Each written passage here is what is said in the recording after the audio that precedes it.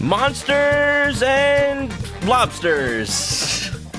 I did not have anything prepared for that. Welcome on in, y'all. It's a very special day today. A day where we all gotta get a date. Because it is February 14th, also known as the day before Cheap Candy Day.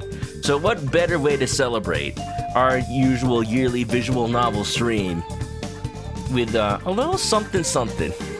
Like, this is just like slowly me turning into the pipeline of dating monsters. Like, last year I played Sucker for Love, and I was hoping to play Sucker for Love Date to Die For this year because it was supposed to come out today, but it got delayed.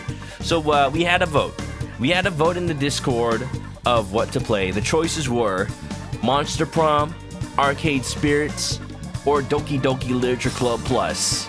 And it was close. It was actually tied. But because it was tied, I ended up having to be the tiebreaker and also just decided to go with the one that was looking like it was winning before it tied. Monster Prom. I haven't seen many people play this, but I've heard good things about it. And, you know, I hear it's pretty short and sweet, which means, like, I might actually finish it. See, that was the problem with a lot of the other dating games we played on Valentine's Day in the past in this stream. I didn't actually finish them because I take so long. But, the more I read about Monster Prom, the more I'm like, this game's actually kind of cool. The Monster Prom's tonight, and you didn't even get out of your pajamas? It's okay. Any attire is prom attire if your date is loving and understanding. Yeah, and there's like 3 different games. Monster Prom 2, Monster Road Trip, whatever. So I'm like, well, I gotta get started on it. But yeah, the more I read about this game, the more I'm like, this is actually an interesting concept. It's a dating sim. It's a visual novel. But it's multiplayer? It's like, if you play in multiplayer, you get to compete with other people for your dates? So I'm like, huh. If I like this game, I may actually be down to do more runs of it with like other people just to see how it goes. We'll see. But for now, we'll take a peek at the eligible classmates that are available to us. And from this image, it seems like quite a cast, quite a crew. And I have the DLC. I don't know if the DLC is like part of it or if it's like a separate scenario or whatever. But I'm excited. So y'all, who do you want to date? We'll find out. We'll meet everybody. So let's get it heckin' started, baby.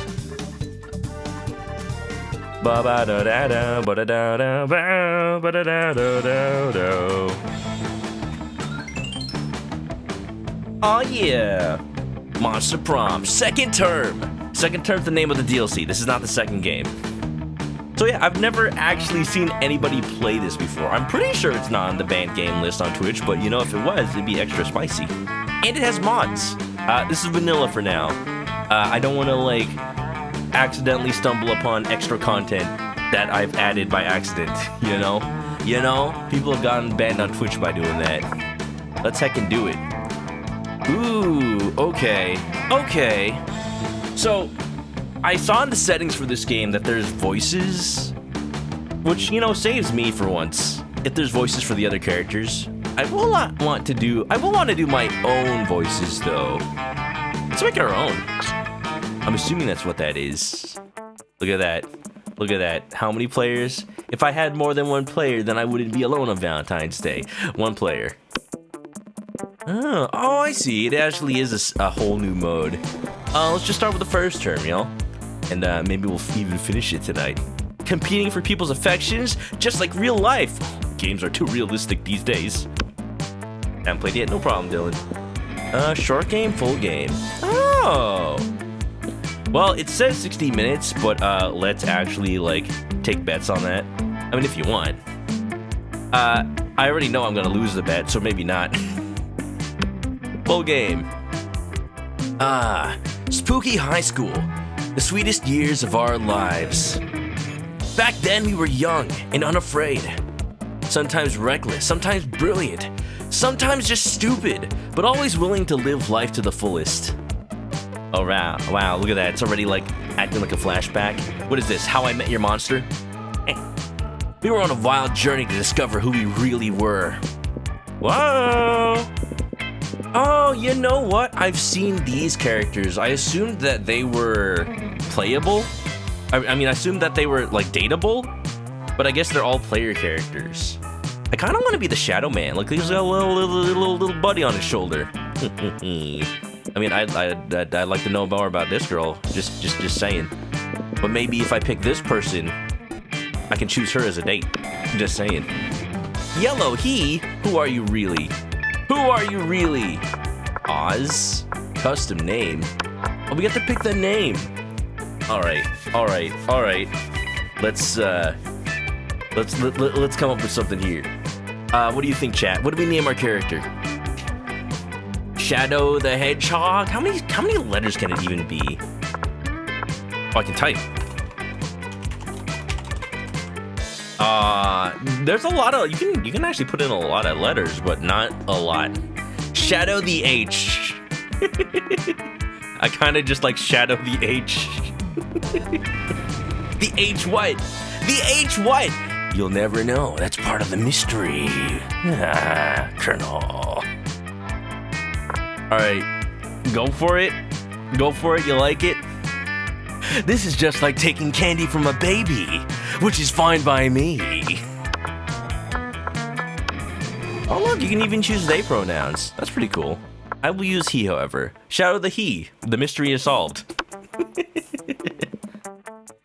And we had yet to experience its ultimate challenge, the Monster Prom. I remember it clearly. 6 weeks were left, and as we fantasized about our dream prom dates, we were all scrambling, to catch the attention of one of 6 of our most charismatic classmates. Miranda Vanderbilt. I almost thought that said Valentine. A sweet mermaid princess who was as cute as she was genocidal. Undyne, is that you? Damien LaVey, 21. 21 in high school. He got held back a few years. A fearless demon with a taste for destruction and a love of fire. Scott Howe. Oh, werewolf, I see. A werewolf athlete who compensated for his rather small brain with a stupidly huge heart. Liam de Lioncourt, 400 XDX. Oh, I see, keeping it a little secret. A hipster vampire whose standoffish demeanor hid that he was truly a lovable dork.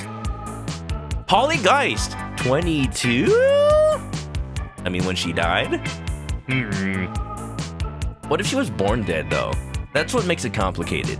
A party ghost with an insatiable hunger for all the wrong things. Kind of things we're talking about. And Vera Oberlin, 23. A mean self-made Gorgon with a merciless sense of business. Oh, she'll make you rock hard. At what cost? It was clear. It had to be one of them. But who? We had only 6 weeks to choose our prom date, and even more daunting, we only had 6 weeks to woo them and conquer their heart. But as I already said, we were young and unafraid, and we were ready to start. Shadow the H is a pet shadow. Yeah, you know, just take him out for a walk and they'll be all like, oh, your shadow's so cute. Oh, thank you, he's me. Like, he's literally part of me, so if you think he's cute, I'm cute.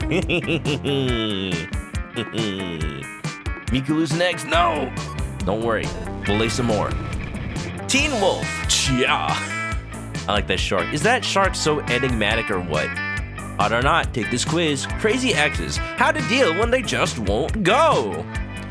Welcome to Monster Prom's stupidest pop quiz ever. All minds are rotten, but they are rotten in so many different ways. Worry no more, we're now using our PhD in bullshit to diagnose which kind of deviant sicko you are. Finally, I'll be diagnosed. Monster Prom's stupidest pop quiz ever, TM. We'll throw a bunch of absurd questions at you and turn your answers into your character's stats. Oh, get ready for me to roll a character from the absolute depths of debauchery. This way, each one of you, just all one of the players, will start by having stats that better reflect your true selves. I am thou. Let's start. Oh, I remember. I've heard about these. I've seen these quiz questions. I didn't realize they were from Monster Prom. Remember to vote, though. Hey, Hey, it's an election year. Democracy is just broken. What would the best way of choosing the leaders of modern society be? Shadow the H. We create reality show called America's Next Stop President, where the candidates compete in all kinds of physical and mental challenges. Voter turnout would increase and we would turn a profit on it. Oh, but that's just capitalism. Whoever can pay the most heartbreaking violin solo wins. I feel like that's not as fair for people who aren't as musically inclined. You put all the candidates in an empty room with a wild grizzly bear. Whoever kills the bear should be our president. If everyone dies, then it's obvious the bear should be our president. I'm kind of feeling the bear one though. Like, it proves that you can like work together in a pinch. Like, maybe you like make a deal with somebody, be like, all right, we work together to kill it. I'll be the president, you be the vice president, or we'll have a second election to choose which one goes. You know, like it proves your diplomacy skill. Heck, you can probably even convince the bear not to kill you. And all else fails, you get a president bear. Easy, so bold. Easiest question ever. Is that freaking man from Team Fortress 2? Man! What was his name? I forgot. It's just the man guy, man. School is outdated and lame. We need a new school subject ASAP. Turning people into your puppets through emotional warfare and deception 101. That's just politics class. Critical thought. I mean, damn, this country could really use a subject like that in schools. I mean, honestly, that's real. How to correctly punch a crocodile without terrible consequences. I mean, doesn't everybody know that already, though? Wouldn't mind a president for bear. See, chat's on my level. I mean, we just gotta be real here. So smart. Smart and bold, that's me. Oh my god, there's 6 choices for this one. What would be a killer accessory? Coolness itself. A necklace with your own name, in case you forget. Shiny armor. Fancy brass knuckles. A fabulous purse made from the skin of your worst enemy. Sunglasses. At night. I wear my sunglasses at night so I can. Look, we have to go with what Albert Wesker do, besides keep a photo of Rebecca Chambers in his desk. Sunglasses at night. Oh, I see. Oh, interesting. That started us off with a little bit of a bonus, did it? Shadow the Hedgehog, he would wear sunglasses at night because the moon is just too bright. All right, y'all, we got smarts, boldness, and we have 5 monies. All right, what do we want to do? I saw something happen. I think I saw, like, what did I see? I'm not even sure.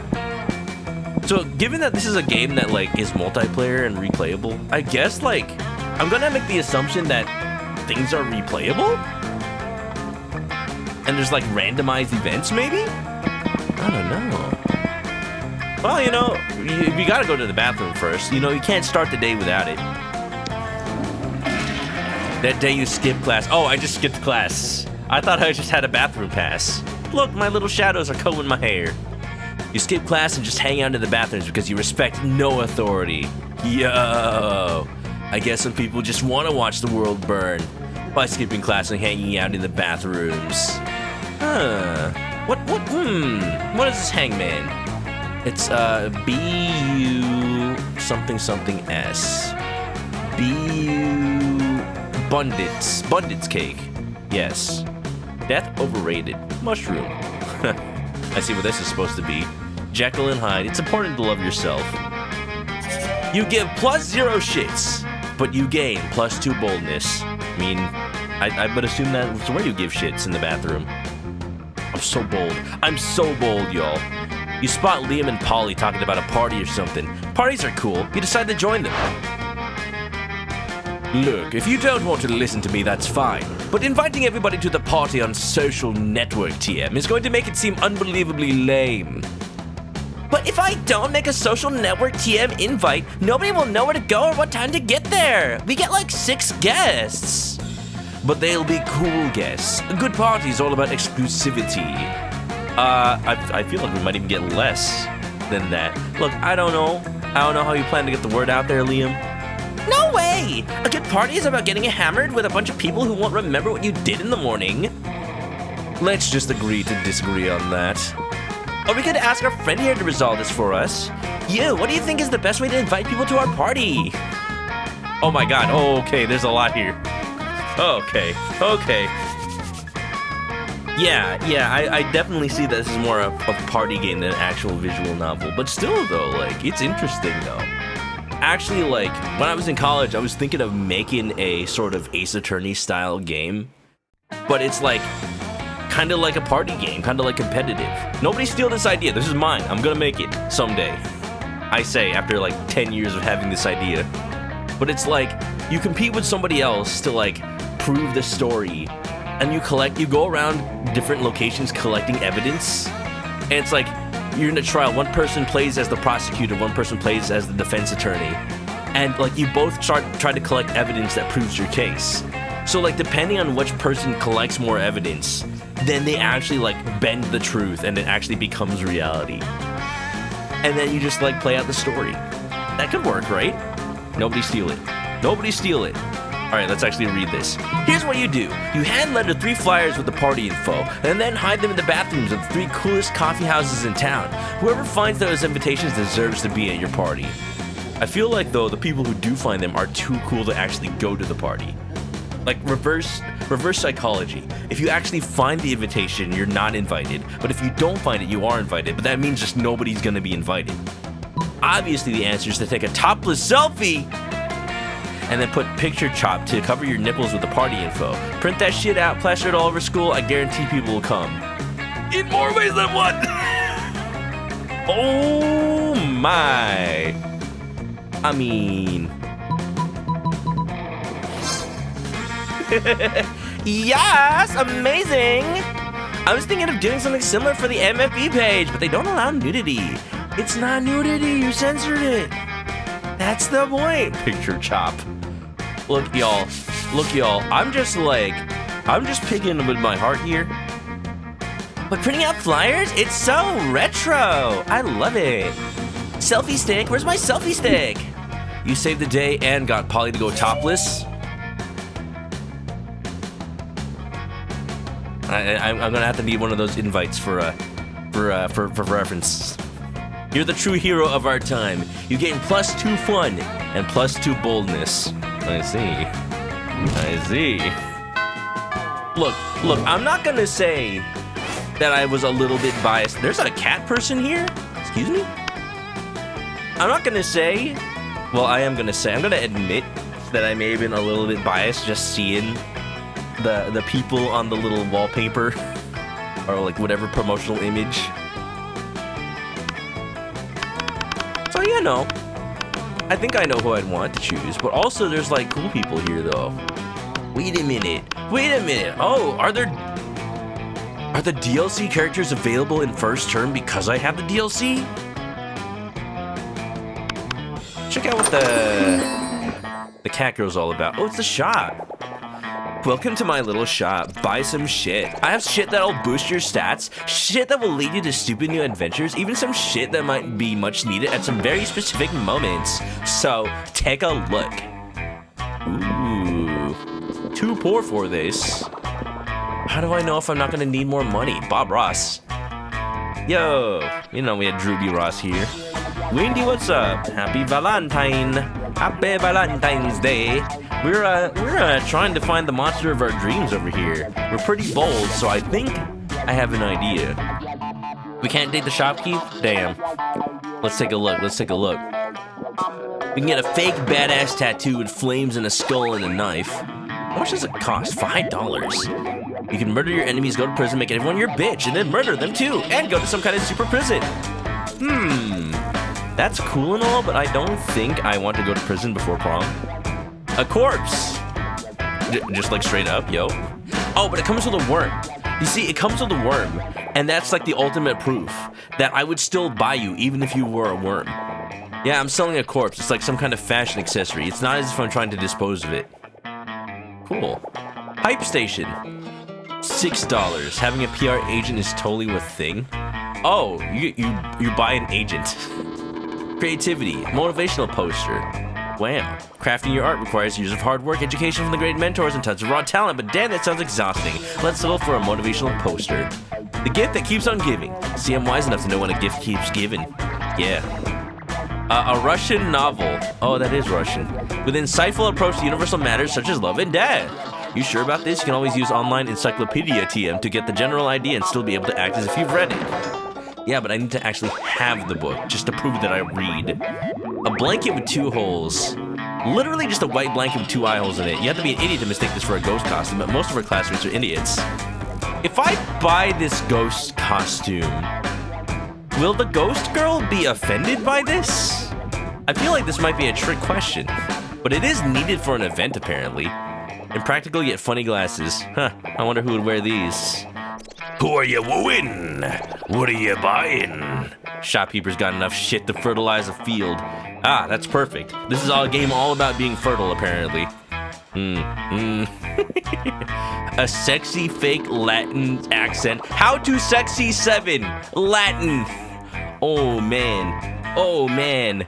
You're gonna get all the bitchicusses with this. The hottest thing is being yourself, honey, but a Latin accent is a close second, TBH.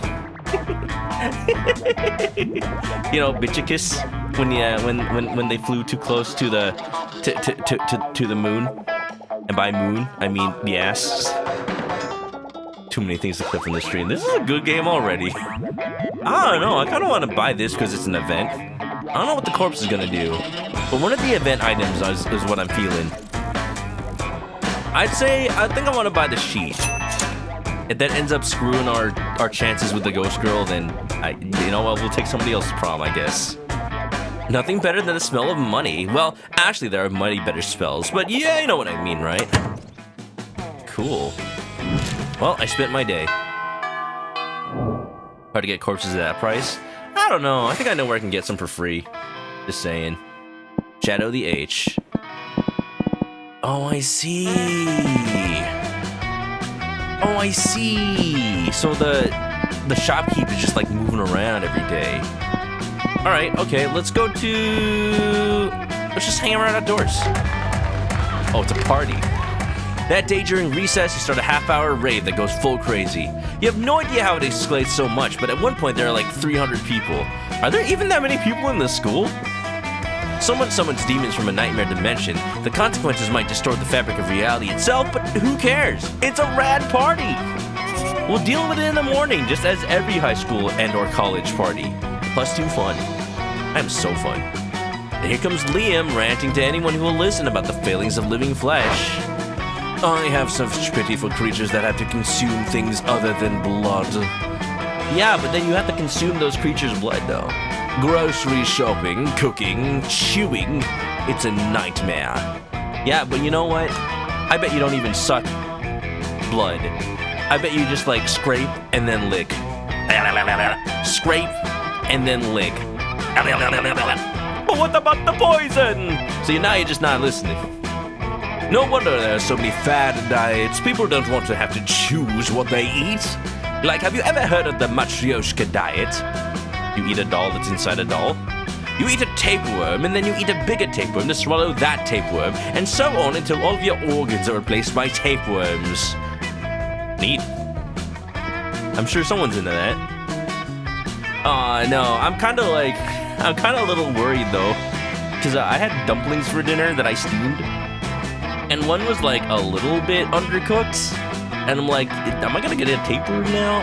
I think I should be fine. Like, you know, next time I'm just gonna leave them in there. I'm not gonna chance it. Come on, it's pork dumplings.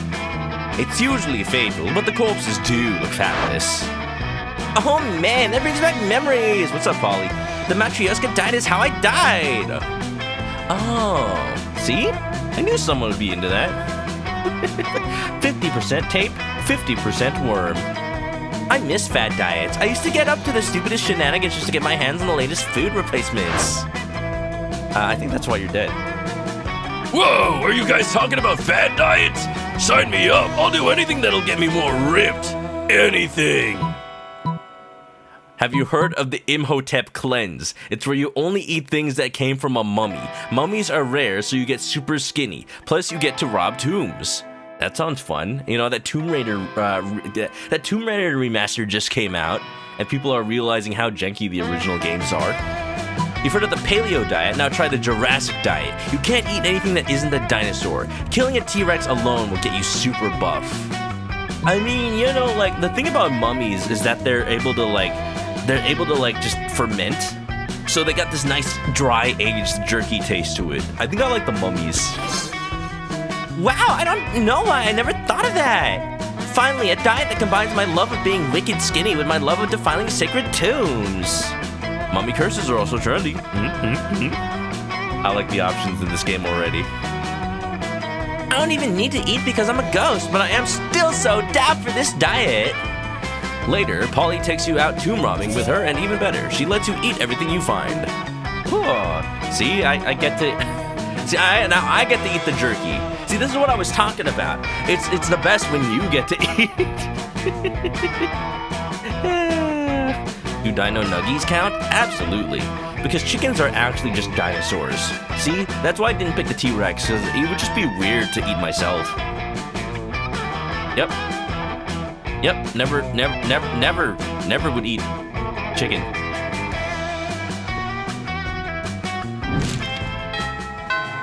Oh, we're on week 2 already. Let's heck and go. Shout to the H. I'm starting to think that this isn't as easy as taking candy from a baby. Let's go to the library today. Hey there, Cootie Pie. Easy mail? What year does this take place in? I found your pro, let's chat. That day you spend some time on the library's PCs, sending malicious spam emails in the hopes of stealing other people's money. Oh, this is as easy as stealing money from a baby, which is fine by me. It doesn't sound very nice, but who's really the one to blame if they respond to such a blatant scam? I've mentioned it before, but like, one of the benefits of working at a tech company is that the people there generally know not to click on phishing emails and like actually will ask the IT department. Like, I know computers. I could work, like, I'm a programmer, but if I wasn't, I'd probably be IT for a company. I could work IT for literally any company. Every company needs IT these days, but I kind of don't want to work IT for a company that does not know tech. Like, I had a friend that worked for IT for a tea shop, and they like had him doing everything because they couldn't understand like anything technology, from the point of sale system all the way to the printers. He had to do it all. He had to code in PHP. I don't even have to do that. Not anymore. Jeez. So yeah, having to teach those people not to click on spam emails. I would not want to have to do that. You lose -10 karma, which isn't a stat in this game, so who cares? And you gain +2 money. We're probably dead already anyway, so like, what karma is gonna come back to us in life? You spot Miranda and Scott in the vicinity. It seems like the perfect opportunity to test your new blanket. My blanket? Oh, this is the event? You wear it as if you were a goofy ghost and approach them with a spooky boo while Miranda is explaining something to Scott. Those treacherous air people are the absolute worst, and also most likely tied to the disappearance of Mars Argo. Oh, what's this? A ghost? Perhaps a foreign exchange student? What are you talking about? Oh, gasp! I didn't see you there. So ghostly. You guys are joking, right? This is clearly just Shadow the H wearing a blanket with eye holes cut in it. The shopkeep did say you have to be a little dumb to figure to not see through it. Jealousy is a powerful drug, Liam. Do not become addicted. Yeah, Liam. You don't see anyone saying, "Oh, Liam is really just Shadow the H wearing a blanket with eye holes cut in it." Exactly, Liam. Even despite the many times we suspected it was so. What? Oh, sorry, little ghost. We were ignoring you. That's true. Tell us, do you have any cool ghost powers? I'm Danny Phantom. I'm going ghost. Oh yes, divulge! Basic ghost knowledge. Ghost's main power is levitating stuff. Ultimate ghost prank. Haunt someone into despair. Despair? think we're all in agreement that Liam is the worst option. I find it funny that every event I've seen so far has Liam in it. Like, is he trying to chase me? Look, Liam, don't be a party pooper. We're young. We're unafraid. I mean, that's what the game said. We gotta live life like I wasn't able to because I died apparently because I'm a ghost. Yeah, I'm totally a ghost. You know, it'll probably make Liam the angriest, and it'll probably like make Miranda and Scott really happy if I just say the basic stuff. I can levitate things. I just like grab a pencil and like hold it. So smart. You use your ghostly hands to grab your phone and you start waving it in front of them. Whoa! Look, it's making its phone levitate! Total ghost move! You can clearly see how he's grabbing it with his hands. No, but see, the phone is moving in a very spooky way, which means it is levitating. You can literally do the same with your hands. No way! Let me check. It's true, look! Scott is moving his phone with his hands. Miranda starts doing the same. What sort of sorcery is this? Suddenly we can all levitate our phones. Well, clearly this isn't a ghost, and this is happening because the ghost is sharing its ghost powers with us! What a generous ghost. You can learn a thing or two from this ghost, Liam. I can't recall you sharing your vampire powers with us. I'm out. Liam leaves, and you spend several hours moving your phones with your hands while booing. You gain +2 fun and +1 charm for being such a generous ghost. Yo, this game is fun. It makes me feel like I was popular in school.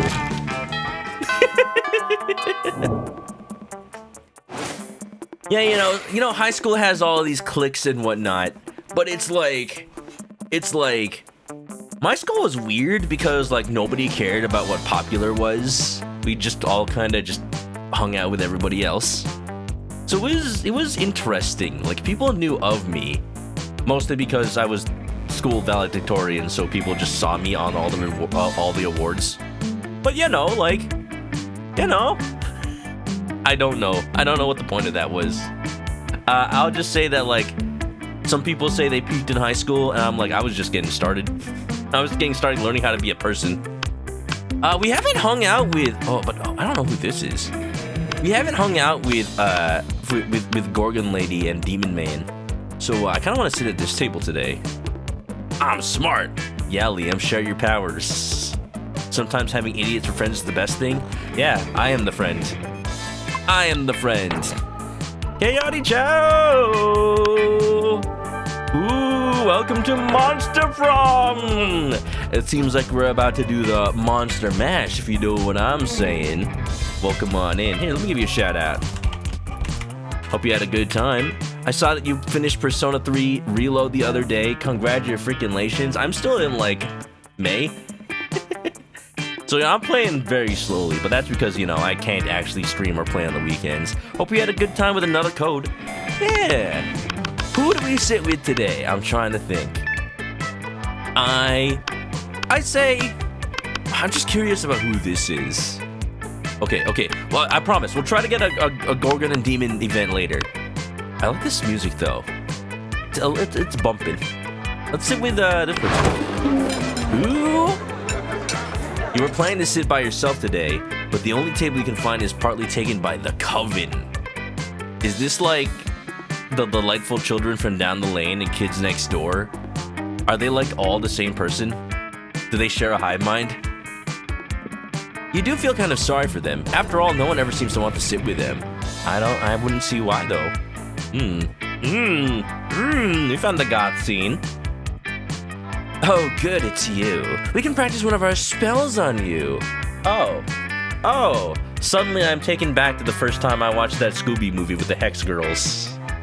They're gonna cast a spell on you. And this is probably why. It's a witch's coven, baby.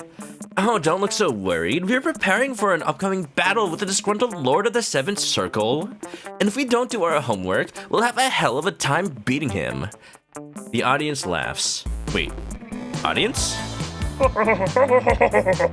They can cast a spell on you any day. Then a hex goes, and they're gonna cast a spell on you.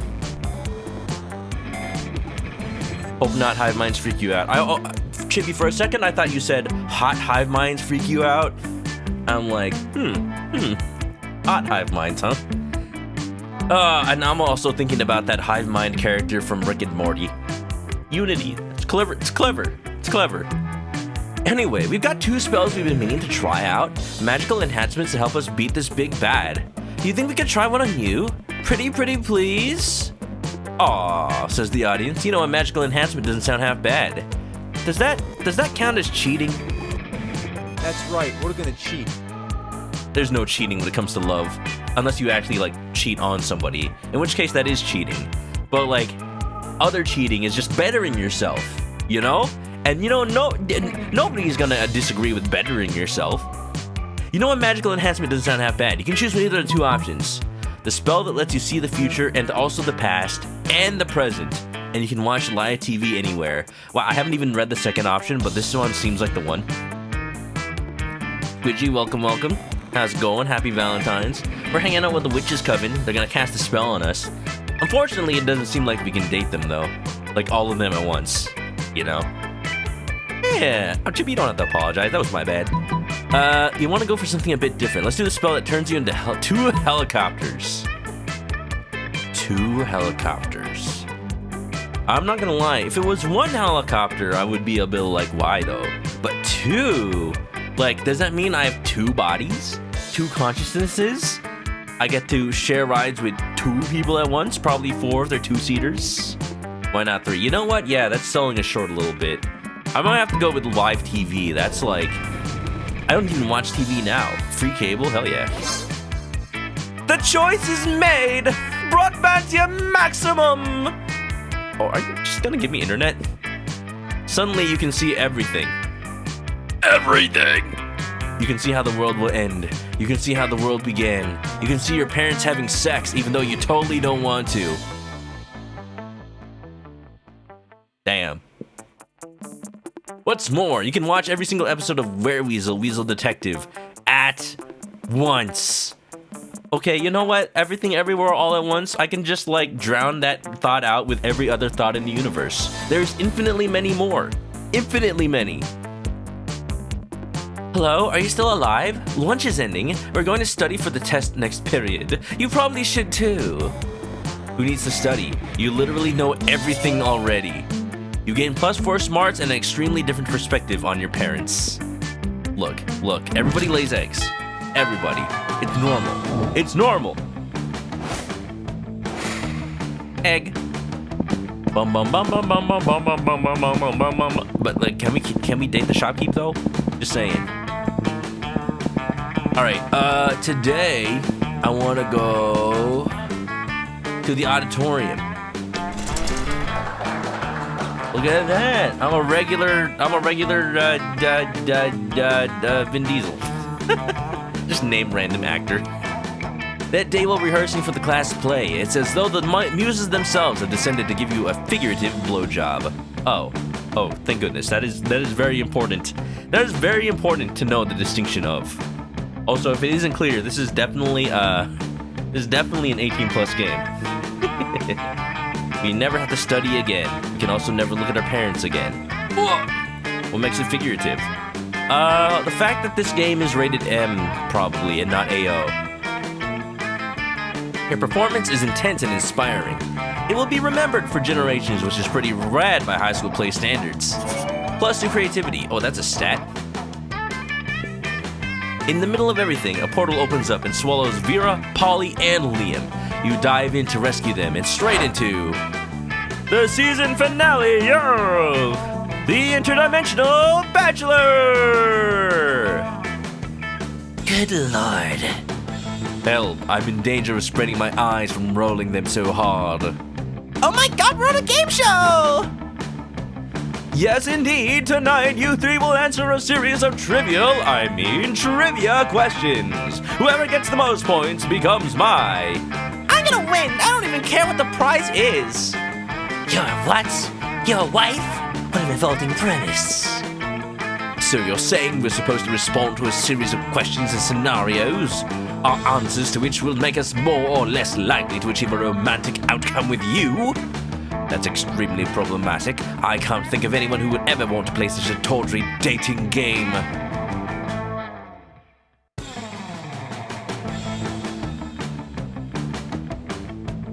Everybody stop raising reasonable concerns so I can hear the first question. That's the spirit. Who is this? This has not always been the narrator. Narrator was like dude with a hat. This is pretty boy McFlower Buns. That's his name now. That's the spirit. Question number 1. Describe your ideal marriage proposal. But before Polly could answer, you buzz in yourself. Now's your chance to give an answer that will end the competition and send the prince packing. Do I want to win? What? I just read the second option. I'd present you with my grandmother's wedding ring still attached to my naked grandmother. Ugh. Jaw unhinges. Bees pour out. Bees! Bees! Not the bees! Not the bees! So bold. You unhinge your jaw and let the bees pour out. You definitely couldn't do this back in your home dimension. Oh, good. I'm glad that was clarified. I'm glad I knew how to do that in my other dimension. Everybody is shocked and amazed. Although, like, Vera looks like she's kind of into it, though. She's like, oh, can you do that later? Stop that! You're supposed to answer with words, not bees! But yes, these are special kinds of bees. They make words. Because they are spelling bees.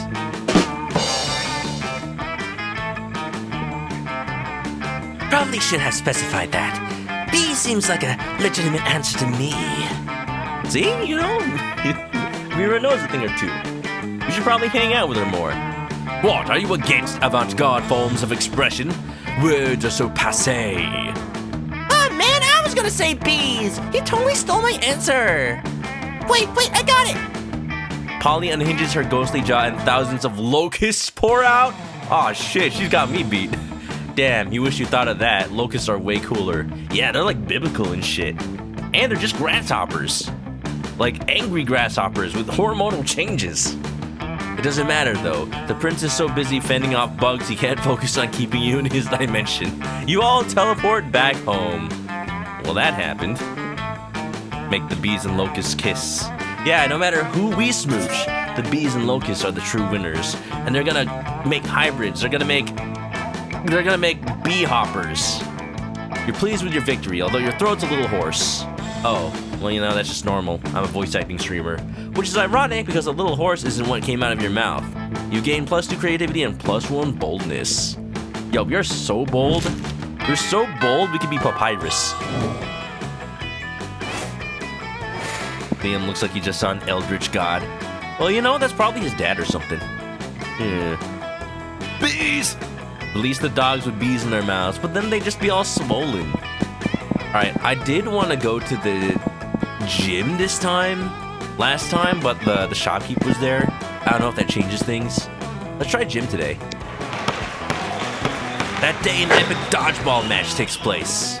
Everything seems lost, but you deliver an inspirational speech that fuels your team's spirit, leading to a spectacular comeback.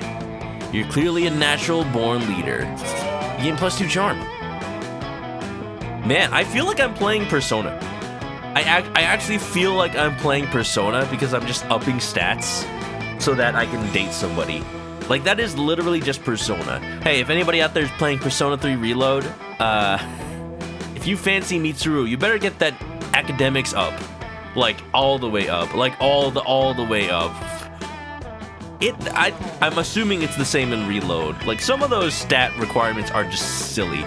Just absolutely silly. Then you realize you're feeling like going full ghost with your blanket again. You're observing your surroundings when you spot Miranda and Damien. You're about to get closer when suddenly... the game show host again. This is just the game show host from Knuckle Sandwich, isn't it? He's just a different body model. Greetings, beautiful high schoolers. It is I, the interdimensional prince. I'm here to rescue you from your mundane existence. Just sign these marriage papers. I haven't given Damien a voice yet.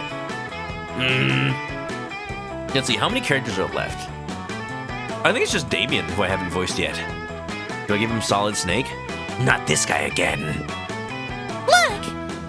Whoa! Gasp! An underworld specter! This again? Liam, who invited you, man? Gonna blow my cover. My covers. What again? Liam, this is clearly a kick-ass powerful ghost. Look at its face. So deadpan. No expression at all. And that's because it is not a face. It is a sheet with 2 holes cut in it. Am I going crazy? You are crazy. Man, I wish my face had 2 holes cut in it. That'd be so fucking metal. No, listen, it's not a face. It's... Ghost friend, help us! Save us from this interdimensional creep! Yeah, do something. Something ghostly.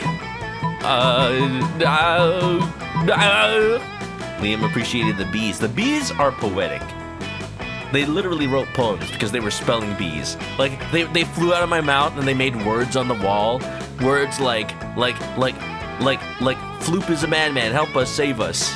You know, it only speaks in Spy Kids quotes from all of the Spy Kids movies, especially Spy Kids 3D. Throw a rock at him.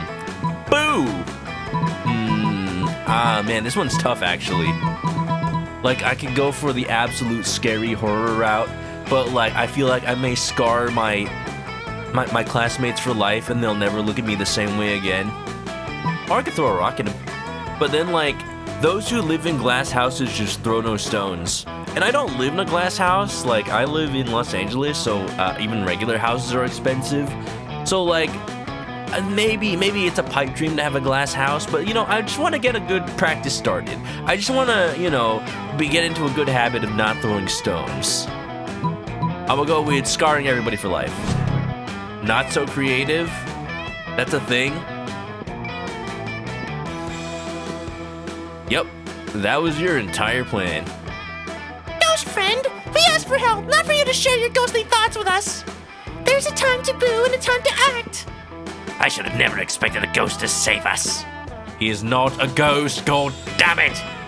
You're not helping either, Liam. You leave the 4 of them to solve their own tricky non-consensual abduction situation while you reflect on your ghost skills. Could it be that you're not a good ghost? You thought that wearing a blanket with 2 holes cut in it was enough. Now you lose 2 smarts and 1 creativity.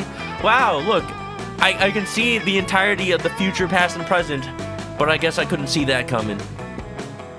Damn. I should be careful. I didn't realize there were stat debuffs in this game. Okay, this time for sure we'll actually hang out with somebody. My coven buff is vanishing. Good, I can finally forget about my parents. Who are they again? Was that called Satanic Snacks? I like it. We haven't really officially hung out with Vera and Damien. You find Vera sitting in front of a pile of money instead of food, as usual. Oh, is that what she eats? Damien comes over and drops his own money pile onto the table and also some organs. Are y'all playing poker or something? Can I join? Not bad, but I prefer to exert a little less effort for my income. A dejected swamp creature slumps over to the table and adds some money to Vera's pile. Income? You mean this stuff? This is just what people throw at me to get me to stop punching them. And this is what people throw at me to keep me from revealing what kind of porn they're into. You'll never catch me. But I agree, the money is only secondary. The frowns on their faces are their own reward. Still, I'm always looking to improve efficiency. Have you tried developing business contacts in hell? Your victims will be even more terrified if they know death won't save them. Yeah, but that doesn't work on the undead. For those, you need a priest. A priest? You know how my family feels about priests. Is it just me, or my Damien voice is like evolving into Beavis from Beavis and Butthead? Yeah, cool. Yeah, I'm sick of terrorizing people one at a time. This sucks. There's gotta be a way to terrorize everyone in the cafeteria at once. and make money at the same time? I'm sure there is. That is, after all, the essence of capitalism. I don't know if I like these two anymore. They're too business focused. We're in the prime of our lives. We're not supposed to be thinking about business already. Set the building on fire and charge an exit fee. Trick everyone in the cafeteria into having an orgy, then film it. Blackmail in bulk. And the best part is, it's legal. Look, I learned that from Family Guy. I don't act. Look, Family Guy taught middle school me a lot of things I shouldn't have known. I mean, number one is just like, all that's gonna do is gonna create more ghosts, and then like, then what? They're still not gonna pay you. Simple, elegant, raunchy. I like your style. But how are you gonna trick a whole room full of people into having an orgy? We're in high school. Everybody's horny 24/7. Don't tell me you don't know how to do that. Is this something you do all the time? Is this something you don't do all the time? I thought you were a prince of hell. Yeah, but I'm the prince of the burning part of hell, not the sexy part of hell. Yeah. That explains it. Well, to answer your question, this is a room full of high schoolers. A slight breeze could instigate an orgy. That's what I'm saying. Like, a bunch of 19-plus-year-old high schoolers. Let's get that straight. Let's get that, like, 100%, like 100% clear. Although the succubus sauce I snuck into the sloppy joes won't hurt either. Oh. How did you get that? I made it myself. Oh. It certainly doesn't. You, Vera, and Damien retreat to a safe distance to film the sexy carnage. Oh, is that like the sequel to Venom? Is that the next Venom movie? Is that after Sony runs out of ideas? I mean, they did have that scene where it was like, have sex, and avoid the fluids.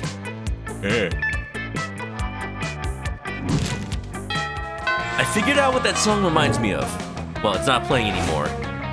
But that song reminds me of freaking Night Begins to Shine from Teen Titans Go. And I haven't actually watched that many episodes of Teen Titans Go, actually. But it's reminding me of it because that song, once I heard of it, like, stayed in my head for a long time. Night begins to shine. Night begins to shine. When we're dancing, the night begins to shine. I don't think I've actually gone to class yet. We're gonna go to class in the evening. You know, it's like night classes. That day you listen to your elders and learn valuable lessons. Sometimes, after the monster nonsense and the dating gimmicks, you forget that attending class is supposed to be the primary activity at this high school. I'll just have my shadow friend answer for me. I like this person in the background that has like the hat, but their face is down here, so it's like their head is just shaped like that. Plus 2 smarts. You come to, as if you've been knocked out or drugged or something, to the sound of... the prince again. Is he like the real protagonist of this all? I'm just saying. Like, we could do without him. What's with the space communicator? You think this is Space Channel 5? Up, down, shoot. Welcome back to Season 2 of the Interdimensional Bachelor! Today's competitors and last season's flaw in the cogs, Shadow the H, and an army of sexy werewolves! Excuse me, hello? Hooray! I was expecting it to just be Scott. Like, where's the army? I am the army. Who the hell are you? You're new. What's up, losers? For the last time, fuckbench, I'm not a werewolf. You know what? The Beavis voice is starting to just become more and more accurate. Perhaps not, but you have a fiery temperament, wolf-like drive, and killer abs, so it's close enough. Or a killer ass? Ass. Yeah, bro, one of us. Oh, no, wait, no. If you're Beavis, then you're Butthead. Clearly. Yeah, bro, one of us. What of us? I thought we were going to do a sports game. Sports game. Sports game. I can't do a good butthead voice. I don't know why. I feel like you have to have a certain level of like loss of brain cells. We are, my dear sweet army of sexy werewolves and Shadow the H. We are. In fact, it's time for our first round. Are you ready? For your first test of speed, strength, and skill on the Interdimensional Bachelor Season 2, it's time to see which of you incredible lichens can sign your name on this legally binding document that is in no way a marriage contract the fastest. Look at Scott. Just he's not paying attention to the instructions. He's just no thoughts, head empty right now. You can see the werewolves' tails wagging in anticipation, ready to prove themselves the fastest, bestest athletes. And Damien is cracking his knuckles, not about to be outdone. If you don't step in, at least one or two of these people are going to end up married to the prince out of sheer hyper-competitiveness. Thinking quickly, you sign the name of Tyrelliot the Terrible, thus summoning him. Eat the contract. No. We gotta introduce another character into the mix, just to increase the drama. If I eat the contract, I'm just gonna be Eric from Like a Dragon Infinite Wealth. Officer, help, I'm being robbed. Tyrelliot the Terrible. Tyrelliot sounds like fun. You know, we could always invite more to the party. Never did you think you'd be able to outrun a werewolf, much less 5, plus 1 devil. But in circumstances such as these, with so much at stake, something simply kicks in. What the hell, man? If I'm gonna get showed up by someone, I want it to be a pro athlete, not Shadow the H. Yeah, bro, no fair. Rematch.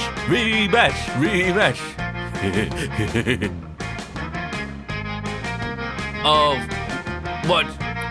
Hold on.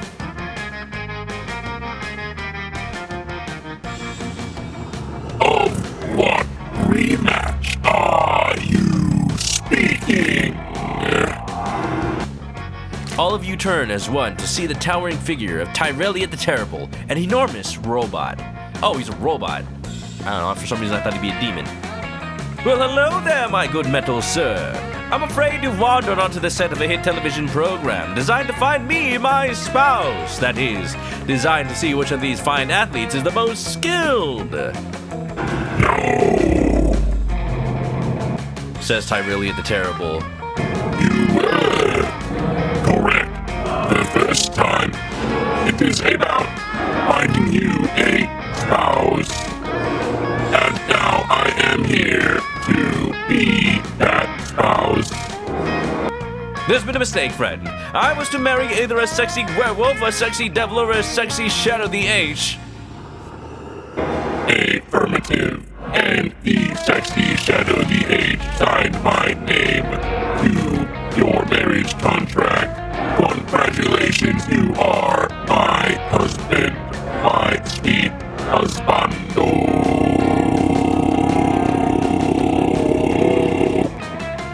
For some reason, the prince looks less than thrilled with his new robot spouse. Sucks for him. Yeah, this sucks.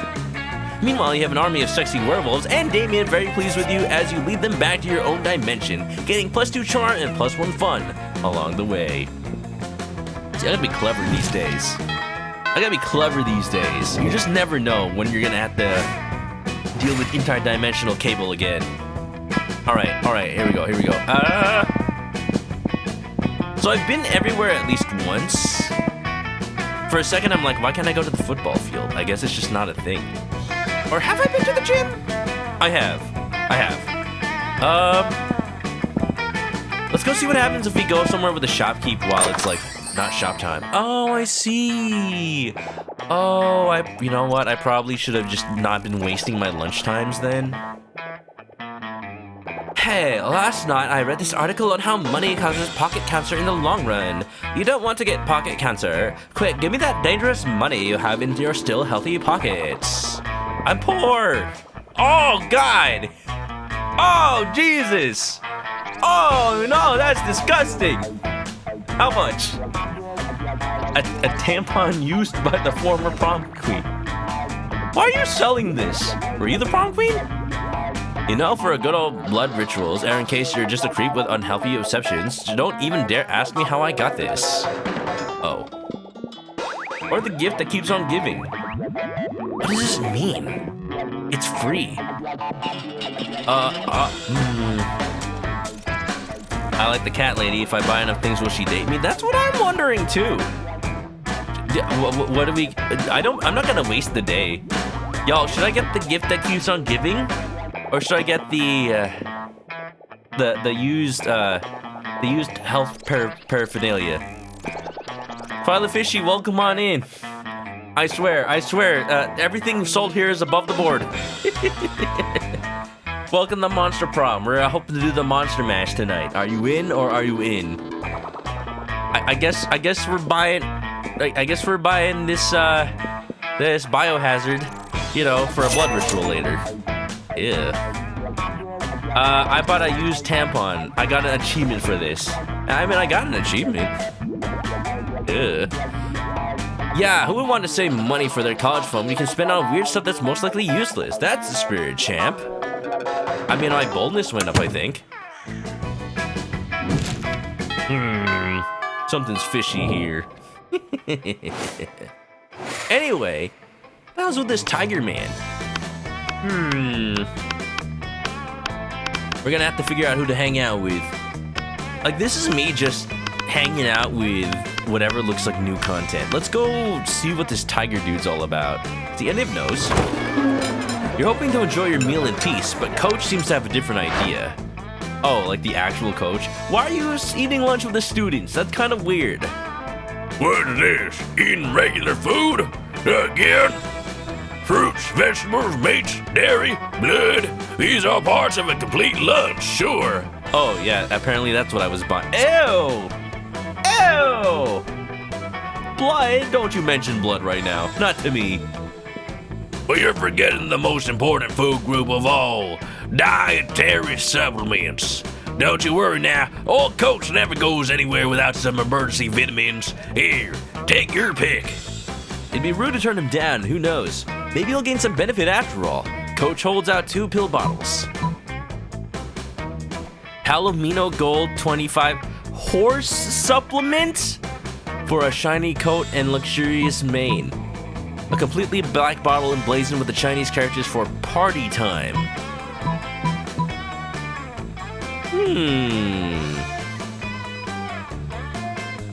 Maybe the tampon is a glass slipper situation?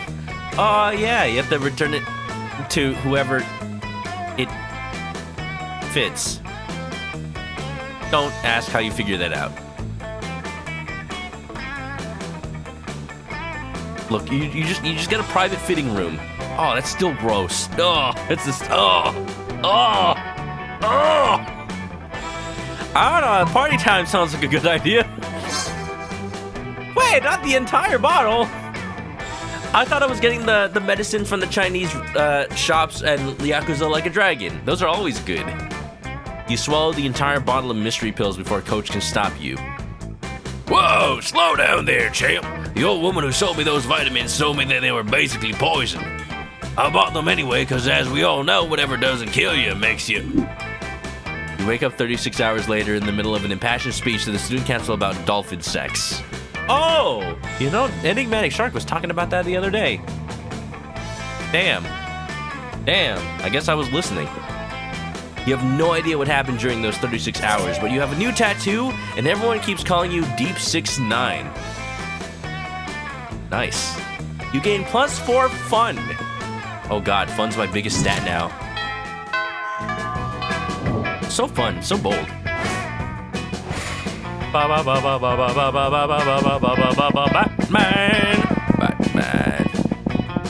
I want to hang out at the bathrooms again, just because I want to see what, like, else happens there. Unless you just always waste your time there. I feel bad if that was the case, but let's try it. Oh, you skip class, but you encounter 3 wild hyenas on the way there. Who the fuck runs security here? Anyway, you subdue them with the help of a hair comb. God bless the Monster Scouts and all the idiotic scenarios they prepared you for. By the time you go to the bathrooms, you totally gain +2 boldness. Thank goodness. Oh, what's up, Polly? You're hanging out with Polly afterwards, and she's about to show you her latest dumb tattoo, when suddenly... Never fear, my lady, I will save you from this lascivious cretin. It's the interdimensional prince, and he's apparently here to block your metaphorical cock. That's just blocking me. Wow, you're so sparkly. Are those tearaway pants? Sadly, they are not, my queen. My fashion sense does not operate on the same ethereal plane as your own. Okay, but you'd totally be ready for Yakuza if they were. But like, interdimensional Yakuza, where instead of tearing off your shirt, you just tear off your pants. Dilly dilly, how you doing? Hopefully it's pretty silly. It's Monster Prom time. Who you taking to Monster Prom, Dilly? Who you taking? Is the prince? You know, we're gonna be doing the Monster Mash later if things go well. You know, the perfect song to play during Valentine's Day. Well, I am persistently on fleek. I died on fleek, and so I am cursed to roam the earth forever, eternally on fleek. I thought you died doing a fad diet. It is this exact on-fleekness which I seek. For you see, madam, I am in need of fashionistas such as yourself in order to plan the ultimate wedding. Ours. Ours? This could be bad. You know Polly's not above getting married as a one-off joke. You gotta stop this madness. Throw a party so dope, Polly doesn't want to travel to another dimension. A party with sex lasers. Marry the prince yourself right now. Well, that's just, we can't have that. We can't have that. And that's right, he's already got a husband. He's already married to the giant robot. No, we can't do that. We can't ruin the giant robot's marriage. Sex lasers it is, like frickin' laser beams. Frickin', I need to watch Austin Powers again. It's been so long. So fun. Is the Goopy Girl there available? She is the Ghost Girl, thank you very much. And I don't know if you'd like ghosts that much, Dilly. Like, ghosts don't have feet. So, like, you'd probably be better off with the Mermaid Girl. But you would think that mermaids also wouldn't have feet, but for some reason this one does. So, go figure. You steal the sex lasers from your school's highly controversial physics lab? Oh, I was wondering where we get those. Oh, so this is how you get the Large Hard-On Collider.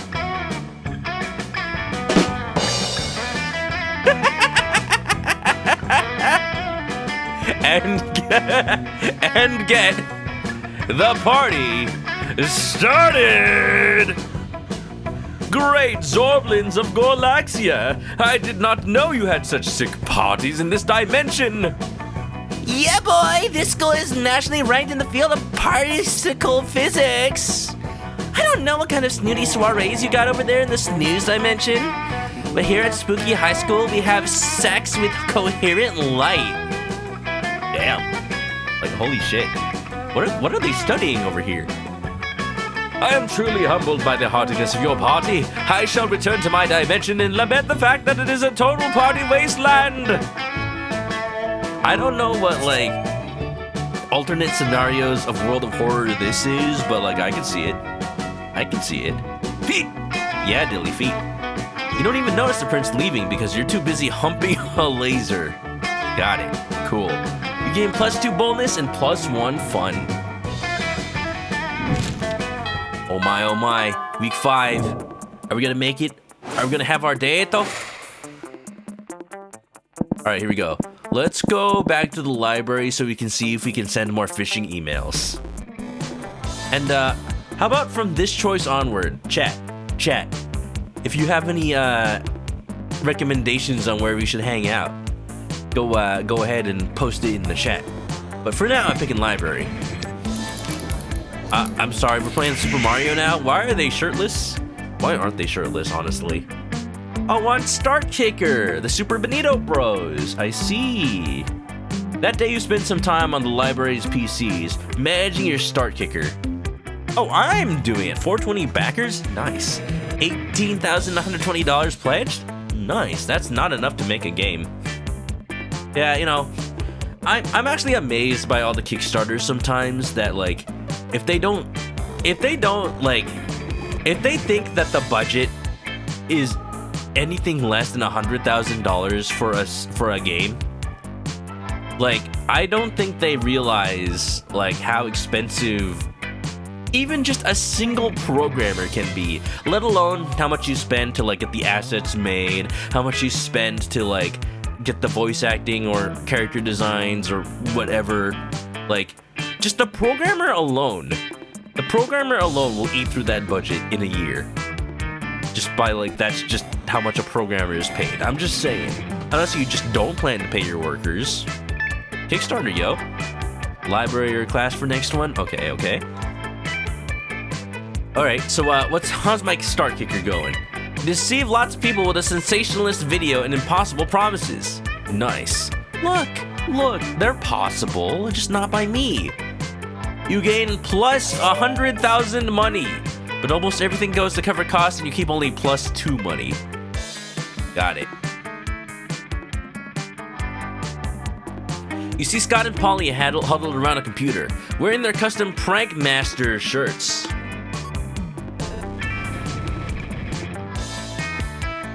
They're just like their regular clothes, but they say Prank Masters on the back. Oh good, that means they don't have to draw any new art. I get it. Wow, look at these Prank Master shirts. I didn't know they came in button downs. When you get up close, you can see that they're looking confused and frustrated. The internet should be a natural home for the Prank Masters! With a Z? But we don't know the first thing about pranking online. How do you even fit a whoopee cushion through the internet? And who would sit on it? Kilobytes? Those are exactly the kinds of hard-hitting questions we need to be asking, Scott. But I don't have any hard-hitting answers. Well, you know what does hit hard? Those sex lasers. Like, those are very hard. Help us prank the internet. Online! If you type the numbers 8008 in order, It looks like boobs. use ghost powers to punch people in the face through their computer screens. I think that's the actual prank here. And for once in the library, there's an actual ghost. I'm kind of glad that Polly didn't see me do that little escapade. That would have been so embarrassing. You know, we're being revolutionary here. We gotta do something new. We gotta use ghost powers. Just if Danny Phantom was more in the internet age, then that would totally be his first thing to do. So bold. Oh man, how did I forget I could do that? Shit, yeah. This is such an awesome idea! I'm gonna tell my friends about it! Polly starts punching people all over the internet. You know what? Some people on the internet just need a good punch. Honestly, like Polly is doing the Lord's work right now. And by the Lord, I mean me. Polly starts punching people all over the internet. Polly starts punching people. Polly starts punching people. Polly starts punching people. It turns out there are a lot of people there who need punching. All of Scott's friends make the punching sensation go viral. People start tweeting hashtag ghost punches at people they want punched. Oh, now hold on, wait a minute.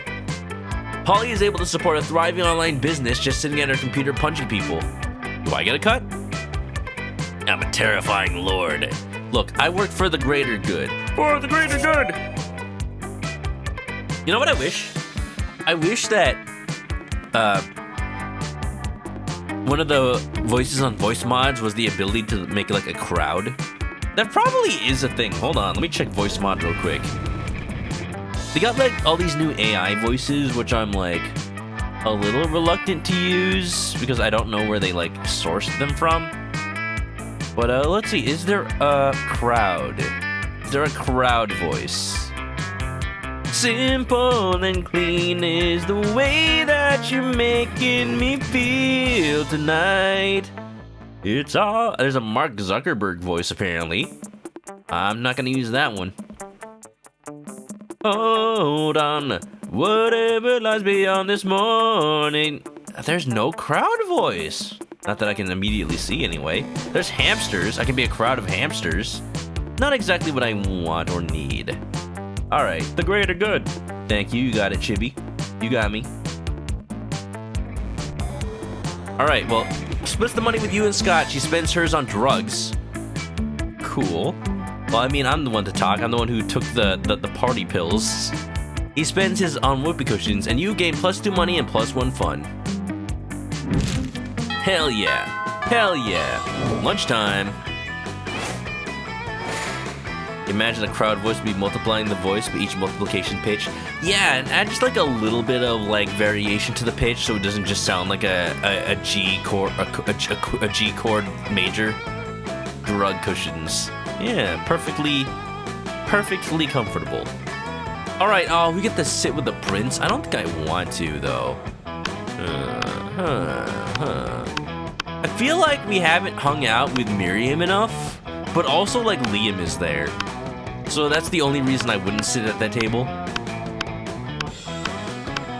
Let's go ahead and sit with Miriam today. Just, just see how we can embarrass Liam more. The table you chose is quite crowded. Liam sits across from Miranda, who's flanked by 2 well-dressed servants. One of the servants cuts a slice of Salisbury steak and feeds it to the other. Seriously, Miranda, you have servants to chew your food for you? What? Of course not. That would be barbaric. The servant happily swallows the Salisbury steak. I have servants to eat for me. They're called eating serfs. Don't you have any? Well, at least she keeps them fed. First of all, no, I don't eat food. Second of all, that totally defeats the purpose of eating. Aren't you worried about starving? Can you be one? Twilight Fishy, you are hired. You get to, taste all my food, but also I just order more food for myself, and everybody wins. We just all eat food and hang out. Wow, what a cool job. Heck yeah. Why would I be? My serfs get all the calories I need to stay fit and stay healthy. Oh, I've no objective reason to care about this, but suddenly it's all I care about. Someone convince Miranda to stop this madness. Alright, how do we embarrass Liam the most? Maybe you should start this madness, Liam. Imagine all the food you could take pictures of without having to eat any of it. But Miranda, look at the contented smile on that servant's face. You think he's eating for you, but secretly he's eating for himself. That's just silly talk. Liam, you gotta get in on this shit. I'm telling you, it's the newest fad diet.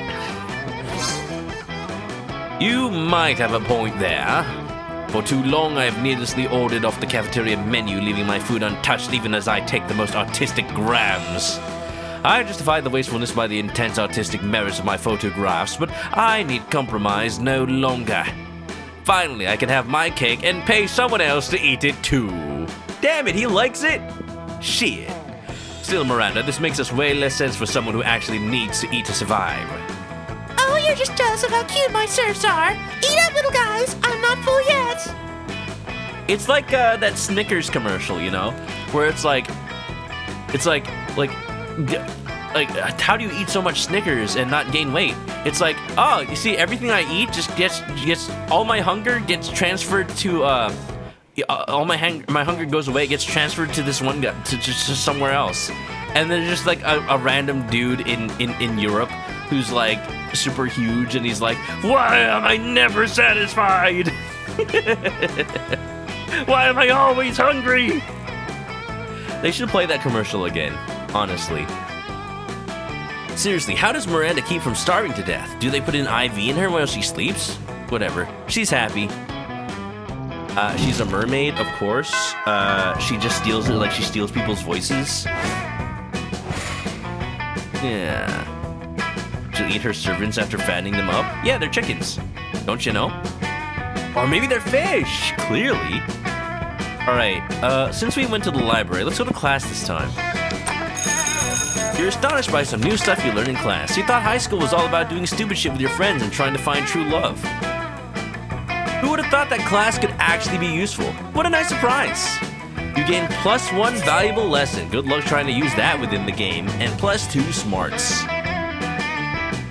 Pretty soon you're fast asleep having a wonderful dream involving caterpillars and maple syrup. Suddenly, Polly and Damien are in your dream with you. Oh, does any interaction with them count for real life? Maybe Polly's just possessing my brain while I sleep? Except they're not naked like they usually are in your dreams. Aww. Yo, wake up! We need your help, you goddamn narcoleptic. You wake up just in time. Damien was about to give up and start hitting you with a desk. Oh, that's what that says. All right, here's the situation. Miss Boogeyman just passed out a pop quiz on the history of misunderstood abominations. This is bullshit.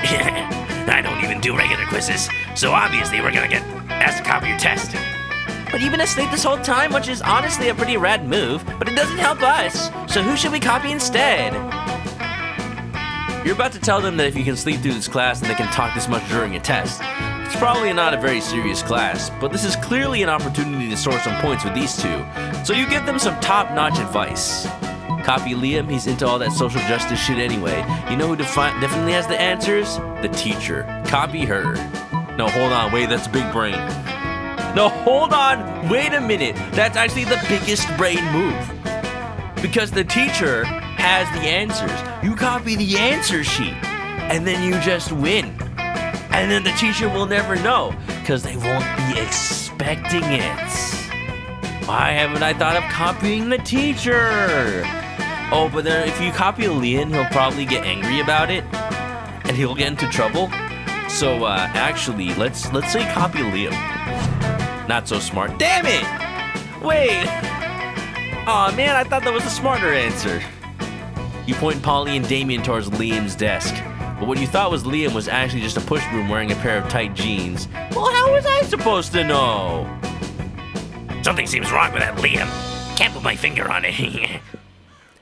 There's a whole lot wrong with this Liam, Damien. Look, he hasn't answered a single question on the test. Thanks a lot, Liam. And thanks a lot, Sleeping Duty.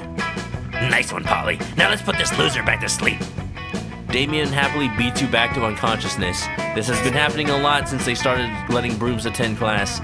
You lose -2 boldness and -1 smarts. No, wait a minute! It's starting to be as if I never made a pact with the Witch's Coven. I'm still slightly smarter. But you know, there's still memories I can never unlearn. Let's go outdoors again today. That day during recess, you start a half-hour rave, goes a little crazy. You spot Juan, the small magical Latino cat, who seems a bit sad. Hey, why so triste, Juan? He explains to you that he's worried people are so used to calling him Juan, the small magical Latino cat, that now everyone defines him only by his size, magicality, ethnicity, and species. He is more than that. Yeah, he's a party animal. You know? I get the dab. Can we get a ManokAdobo in the chat? ManokAdobo. That's ManokAdobo. ManokAdobo. There you go. Yeah, don't we hit the gritty here. You correct him. You don't see him in such simplistic terms and convenient definitions, even though that's what the narrator said. Yeah, ManokAdobo. What's up, Naro? Nice dab. It's just that there are around 23 other different Juans in the school, so adding all that to his name is quite necessary. You know, so that's why you separate one of them from the other. I am on fire today. You tell him you'll never forget about him and the crazy adventures you both lived together in Monster Prom's prequel, Monster Middle School. Oh, is that the next game to come out? Hasn't come out yet, though. The DBA was your favorite Nintendo handheld, the Game Boy Advance. You have a great time remembering those crazy stories. You gain +2 fun. Dude, my fun is off the charts. Later you see Polly floating around, her ghostly glow less ghastly than usual. Oh hey, Shadow the H, I'm just hovering a little low today. Everyone seems so hyped about love, and I love being hyped, but I'm not really sure how this love thing works, you know. Are we going to teach a ghost how to love? I thought I was in love once. I met a beautiful girl at a party and felt this strange magic. My temperature rose. I felt even floodier than usual. Everything was so bright and beautiful. I was ecstatic.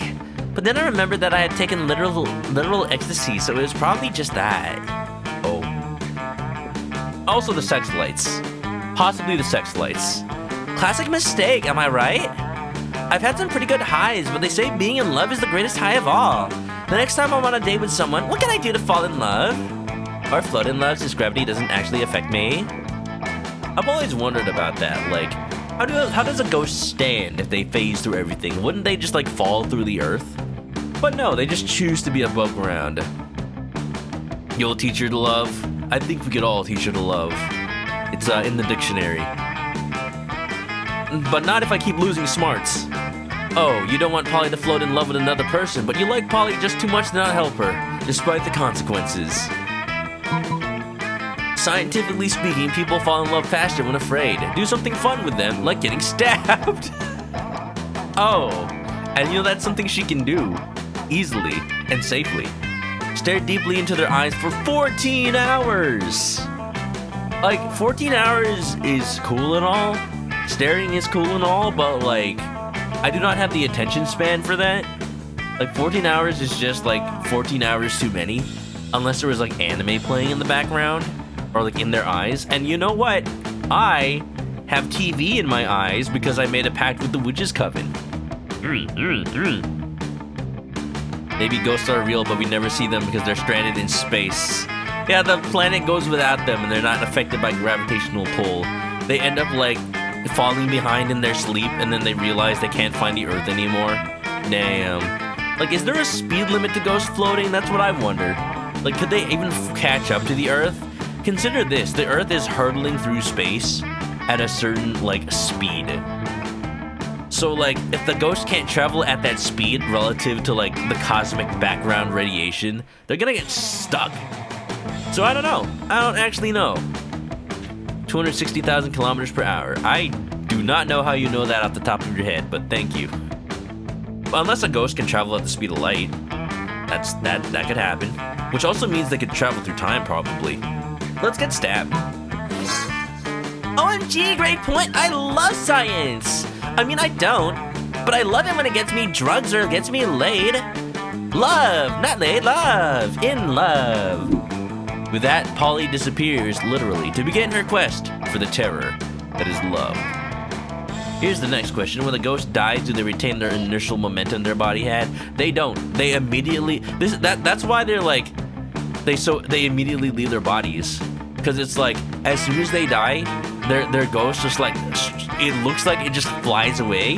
But actually, it's just the Earth going away from the point of reference. She catches up to you a few days later. A few days later? Isn't prom next week?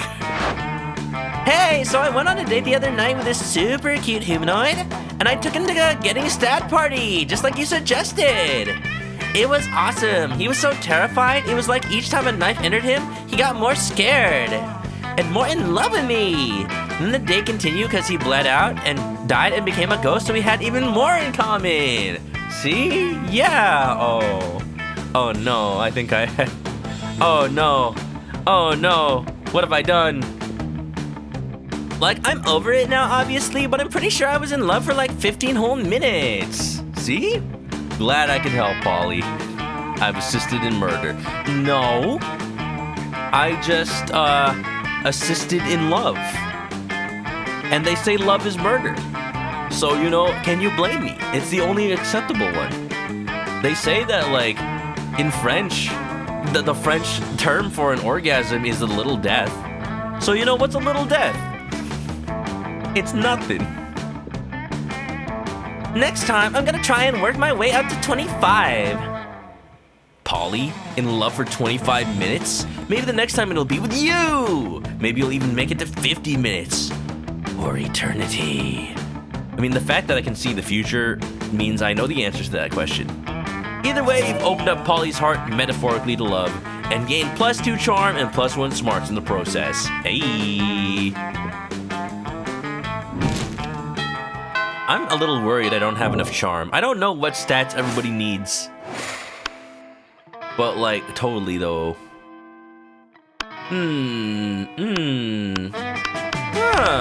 Everyone's sitting in a weird arrangement today. This has Polly and Miriam in it. So, let's sit at this table. And the Witch's Coven. This is, like, the best table to sit at, obviously. Obviously.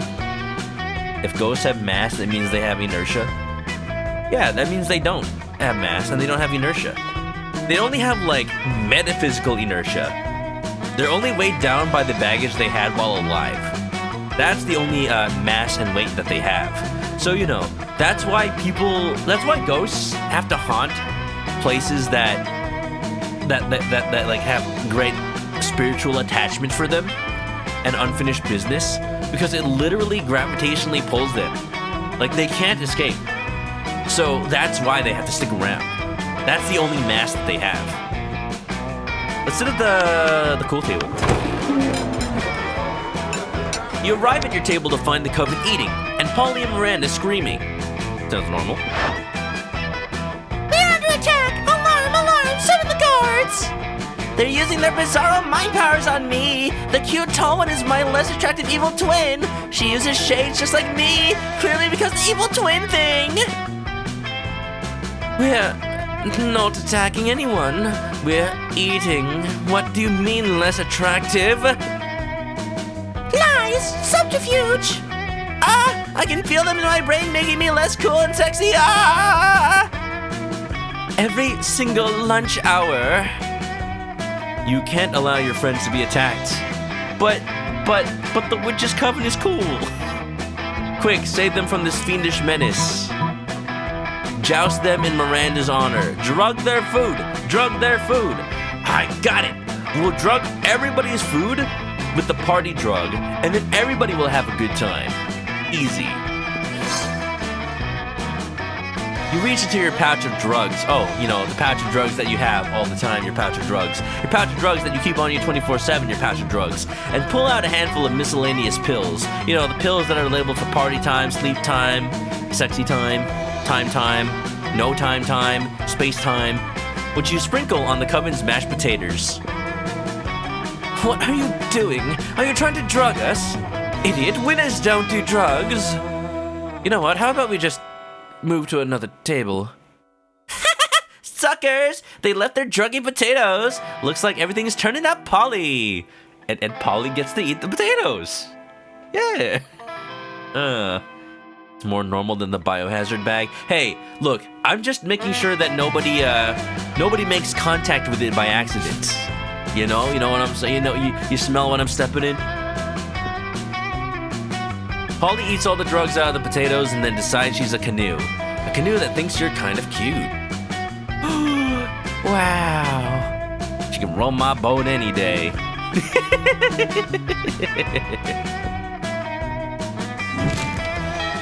I don't know, y'all. I think I know who we're gonna ask the prom. I think there's only one option. I think there's only one clear option. Where do we hang out for our last hangout? All right, chat. Y'all decide. Come on. This is gonna be important. It's gonna be what decides for the rest of the entire game. Oh, wait a minute. Hold on. Oh, okay. Oh, I see. So that's how that works. Wherever you go, like, always increases your stats. Asking out Tyrelliot? I think Tyrelliot's taken, though. That's the problem. Tyrelliot's got the Prince of Interdimensional occupied. On the last day, we figure it out. Well, I'm a little lacking in creativity, honestly, so let's bump that up for our last time. Husband's unfaithful, though. Exactly. That day while rehearsing for the class play, you weren't especially good nor inspired. For once, it seems like you aren't getting the classic creativity boost from the auditorium. But afterwards, while talking to your classmates, you're having trouble conveying your point in the discussion, so you decide to convey it through music. You start singing, and suddenly everyone else joins you in a kick-ass musical number. When will my reflection show who I am inside? It's so amazing that the people with whom you were arguing totally get your point and change their minds once the song is over. Let's get down to business to defeat the Huns. You gain to creativity. You could start doing something productive, or you could put on your blanket and get up to some good old ghost shenanigans. You're looking for someone, but you run into the person that might probably see through your fuzzy deception apart from boring Liam. Oh no, I was worried about this. Wow, Oh, she's got a plague doctor outfit. That's really cool. She reminds me of freaking Princess Bubblegum from Adventure Time. Hiya! Uh-oh. Wait, what's this? Another ghost? No, I can't believe this. Oh no, it's my ex again, the one that I stabbed. Finally, someone else notices. This is clearly just Shadow the H wearing a... I can't believe it because it's just too cool to be true. Come on, it's not cool nor true. Shh, Liam! I can't hear our cool new ghost friend over all your jealousy. So tell me, how did you die? We have to share so much ghost gossip. Or gossip, as I like to call it. Good question. Time to improvise a lie with another bigger lie. Oh no, where's delinquent ghost when you need him? How did delinquent ghost die? I had to think back. How did I die? I died smothered in titties. Oh, damn, what a way to go. That is true. That is how delinquent ghost died. And you know what? You know what? Goals. Absolute goals. I was offered as a sacrifice to the god of party! I only tell how I died on the third date. Boo. Ghost wink. Oh, hold on. Wait a minute. Hold on. Wait a minute. Hold on. Wait a minute. Hold on. Wait a minute. Why are these both seem like good options though? Like one of them is like the extra boldness answer and the other one's the extra fun answer. Although my fun is already off the charts.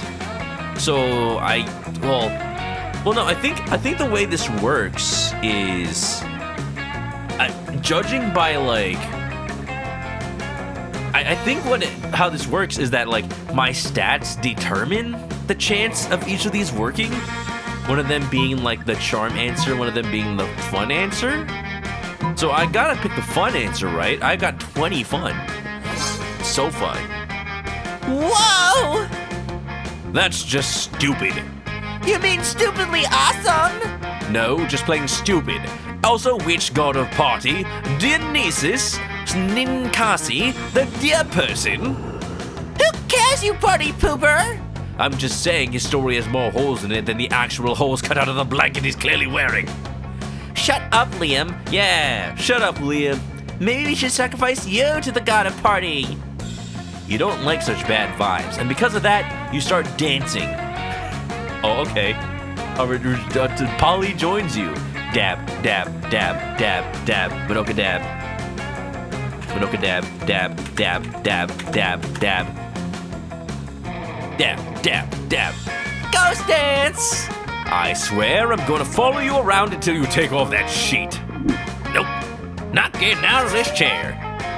Not a chance. But for now, ghost dance. Also, you gain +2 creativity and +1 fun. Hey. Oh, that is perfect. That is perfect. We are not asking Liam to prom. Are you kidding? Are you dumb? Are you absolutely deranged? Ask myself to prom. None of them. There's a none of them option. You serious? Or maybe you get asked to prom if you don't ask somebody out. I see. Well, if we're gonna have the best time possible with our 21 fun, I think there's only one obvious, clear choice.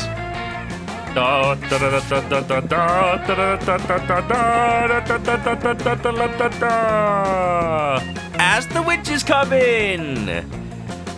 But failing that option, come on. We gotta hang with Paul. You know she's the life of the party. Ask Polly to the prom. Yeah. Hey, boo! Boo. I get it. Prom? Nah, Ghost on Ghost is like super vanilla. I have enough ghosts with myself. If you were something else, like maybe a zombie or a djinn or a Frankenstein monster or the very concept of fear, but no, you're very clearly a realistic ghost, just like me. Oh no, it's the sheet. Oh no, the sheet. You're telling me the sheet ruined our chances? Shit. Oh no, I was doomed. I was doomed from the start. We did this to ourselves. Damn. Oh, it looks like I'm eating chocolate alone tonight. Wait, you actually are one of those things. Polly out. And she's phased out before you can take off your stupid blanket. God damn it. Ooh. No. No. What have I done? I'm a fool. I'm a fool. Rejected because blanket. Oh my gosh. I just realized I don't have StreamerBot on.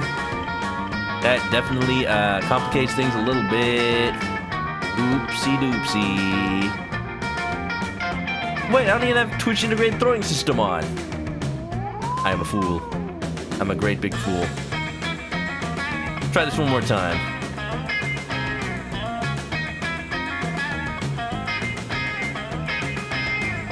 I'll just play it manually. I don't have the songs on right now. I'll just play it manually. How do I test this thing? Oh, oh, oh. Well, shit. So what? Do I just not get to go to prom? Oh, no! No! Epic loser, you've been rejected for the first time. I'm a fool! A fool! Prom night sucks. Why did you decide to ask anyone to prom while wearing a blanket? I don't know, could I have gotten rid of it? Impress her with chickens. It's too late now. You pretended to be a ghost, yet you're the one haunted by the ghost of your failures. Boo! Son of a gun. Most likely to survive for a year drinking only his own pee. Oh, was that the category that I was entering? Well, those streams just kicked in. What's that about a quote? Salami. Damn it! Damn it!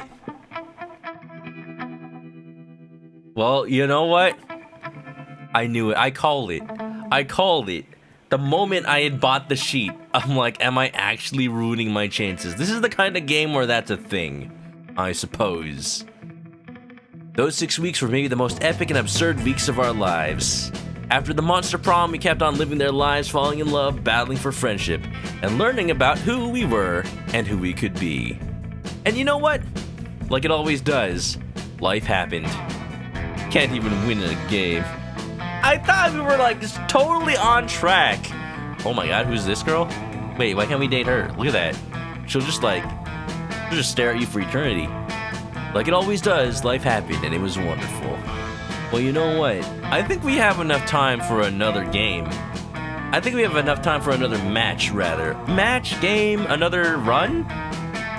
We'll do the half-speed one. And this time we'll get a gate. A gate? This time we'll get a date. This time we'll get a date for sure, now that I know that you can screw yourself. And you know what? It was wonderful.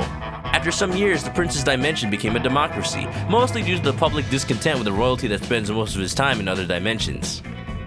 Despite that, the Prince keeps on knowing high schoolers. Still wrong on so many levels. Polly took a summer job at the Ghost of Christmas Present, as the Ghost of Christmas Present. She spends most of her time partying. There was almost no work because, you know, it was summer. Oh, right, summer job. I mean, you know, it's you get to be recorded for like pre-recorded sessions of A Christmas Carol. Damien became an interior designer specializing in torture machines. Last month, Vogue magazine called his products the refined marriage between macabre and chic. For those 6 weeks, the monster prom seemed larger than life, and then it was gone, just like that. The battle for monster prom might have ended then, but there were plenty of battles left in that war called youth. But once again, we were young and unafraid, and we were ready to start.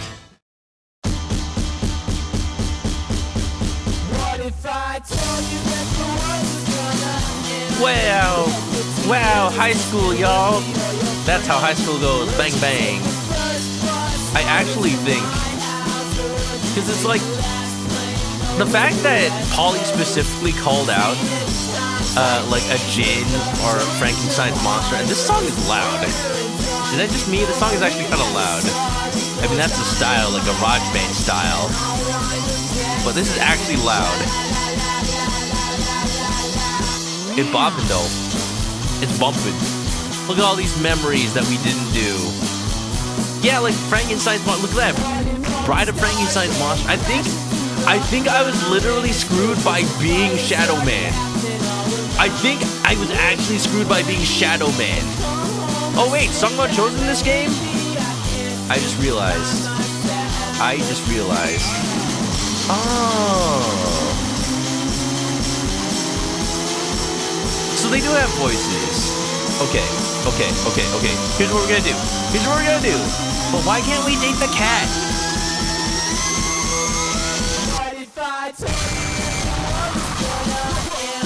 They are abusing that amp. They are abusing the amp right now. Look at this. I'm in the art being cradled by Polly, and I can't even date her. What a fool I am.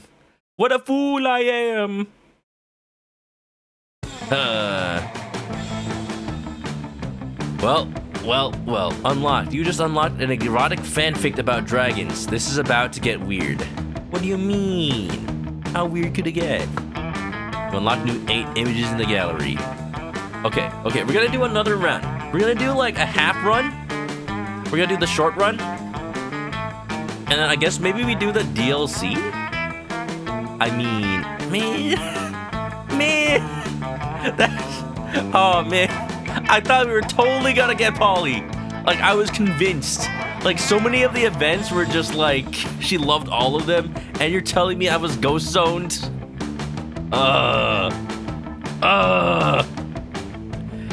Let's see what happens now. Let's see what the second term is all about. And this time I'm gonna be more strategic about it. Second go. I feel like I'd be totally down to like play this game multiplayer at some point. I don't know if you can do it online. I guess you can do it online because I saw an online option. Maybe not today, because I don't want to be too late today. But this is definitely a game I'll try to. I'd like to push other people to play. Twilight's cats abandoned you because they had their breakfast and human became useless. No. Look, we can't even date the cat in this game. This is just a night full of heartbreak, it seems. Let's do short game with the DLC. Spooky high school, sweetest years of our lives. We were young and unafraid, reckless, fullest. Discover. All right, this time,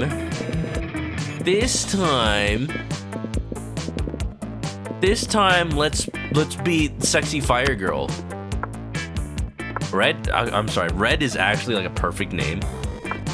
Let's go with they pronouns. Amira, custom name. We could go with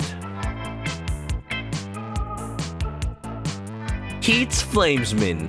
For some reason I feel like that name's taken. Hots, fire they. Fire the.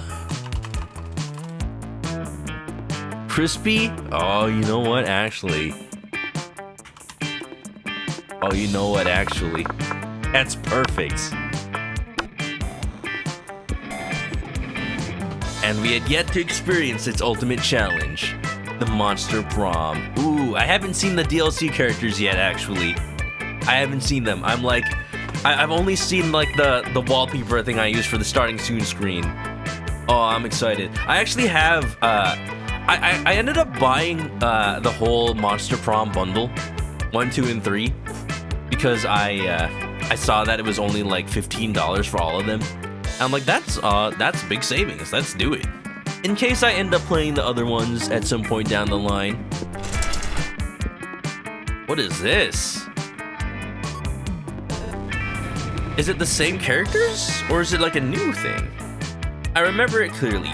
3 weeks were left, and as we fantasized about our dream prom dates, we were all scrambling to catch the attention of one of our 8 most charismatic classmates. Oh, we do get to date the Eldritch Abomination in this one. And a robot. Scott Howell, 21, a werewolf athlete who compensated for his rather small brain with a stupidly huge heart. Miranda Vanderbilt, Sweet Mermaid Princess was cute as she was genocidal. Polygeist, 22. Party Ghost with insatiable hunger for all the wrong things. Damien LeVay, 21. A fearless demon with a taste for destruction and a love of fire. Liam de Leoncourt, 4XX. A hipster vampire stand up to me to hit the fact that he was truly a lovable dork. Okay, he has to have an umbrella for the sunlight. For the sunroof.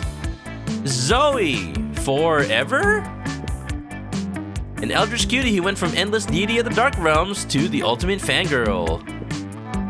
Zoe forever, though.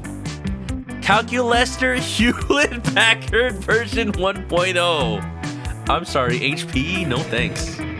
I am never buying another HP product for as long as I live. It's like, I've just, like, nobody I know has ever had a good HP product. Printer, laptop, whatever, so be it. Just saying. A library computer who had become a sentient robot ready to experience life to its fullest. How full we talking? Oh yeah, I forgot they skipped Vera. They just inserted the new characters right before her. And Vera Oberlin, 23. A mean self-made Gorgon with a merciless sense of business. It was clear it had to be one of them. But who? We can't judge Calculester for his genetics. We can. Because he could have upgraded. He could have changed this RAM, but no. Twig, what's up? How's it going? Welcome to Monster Prom. We failed to Monster Mash in the last time, but this time we have 3 weeks to rush. We're gonna do it. I swear this time. Now we know what we're doing. We only have 3 weeks to choose our prom date, and even more daunting, we only have 3 weeks to woo them and conquer their heart. But as I already said, we were young and unafraid, and we were ready to start. I can do it. I'm trying. Welcome to Monster Prom, stupidest pop quiz ever. Minds are wrong. Let's do it. What is your soul emoji? The emoji that seeks the truth of your soul. Soul emoji. Caucasian guy with a turban because fuck stereotypes. Snowman because that motherfucker's in the middle of a blizzard and he's fucking smiling. He doesn't give a fuck about blizzards. Also, he has a kick-ass hat. Oh, it's like the Octopus emoji. Best animal on earth. I know 5 mixed drinks, 3 drug cocktails, and 17 sex positions that involve one or several octopi. I mean, takoyaki though? Like, if the snowman was here, I'd have definitely picked the snowman. But like octopus though?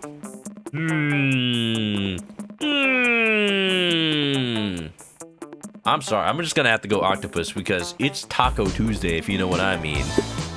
So fun. What is this dolphin? What is this dolphin? Somebody, I got, okay, I'm just gonna, hold on real quick. I'm actually gonna like screenshot this. I have screenshot this image. I'm gonna DM it directly to Enigmatic Shark and just say like, I'm gonna say nothing. I'm just gonna, I just sent it directly to him. And I'm just gonna be like, use this as you will. Alright, let's actually read this. I'm sure he'll appreciate it. If you had to have sex with an animal, which animal would it be? I feel like this question reveals a lot about a person. But also, if there's a chicken though. A dolphin. They're the only other animal that just fucks for pleasure, so at least we can both do our best to have a good time, right? A purebred horse. At least I can keep his semen and sell it. It's worth a lot. Who said there was no silver lining to bestiality? No one can make me fuck an animal. If I fucked an animal, it'd be of my own free will. As a matter of fact, I already have fucked an animal, so the joke's on you, pal. These are the most unhinged options. You know what? I'm actually gonna screenshot the whole thing and see what other people say. But also like dolphin though. Actually. Also sending this to Shark. Shark responded with a Batman scratching his chin like, wait, actually, these options slap. There are no winning choices. Are you sure about that? That dolphin, though. So fun. So wealthy. What would be a killer accessory? Logitech G560, the best RGB gaming speakers. That's gotta be the answer that favors Robot Man. A necklace with your own name in case you forget. A fabulous purse made by the skin of your worst enemy. Coolness itself. Fancy brass knuckles. Shiny armor. I'm gonna go with the purse made of skin so I can be a personer. Personer! Oh, Shark says he'd probably pick A. Or C. Probably A. I'm responding at man of culture, I see. Perfect. Purse. Shiny armor is for Miranda. Interesting. You find a genie in a bottle. You can ask for whatever you want. What do you ask for? For Shinji and Kaoru to be canon? Wait a minute, though. Get in the Kaoru, Shinji. A rainbow you can eat. His friendship. The genie's friendship. Actually, that's wholesome. Infinite confetti. To feel truly alive. Him to not be so cliched. A genie and wishes so mainstream. I'm not gonna be contrarian for the sake of it. I'm not that kind of person. If I like something, I'm gonna like it. I'm not gonna be all like, oh, cliche. We gotta go with anime. We gotta go with anime. Oh! That's the Eldritch answer! Whoa, whoa, whoa. What's her name again? I forgot. Hold on. Zoe! That's the Zoe answer. Yo! She likes anime! Okay, we can work with this. So I think we gotta raise our smarts and maybe our creativity for this one? That's probably what an anime watcher would like. If I watch anime, not that I would know. I got it this time, y'all. I got it this time. Rainbow you can eat has got you intrigued. What does it taste like? Skittles. It's Skittles. Literally taste the rainbow. Auditorium today. Whoa, fancy. The flaming skull. Ghost Rider, though. Can you make Phoenix and Edgeworth canon? What do you mean? It's already canon. Right? That day while rehearsing for the class play, it's as though, those feelings, though. Those undeniable feelings. It's as though the muses themselves have descended to give you figurative oral sex. Oh, interesting. They changed that line, depending. Your performance is intense and inspiring.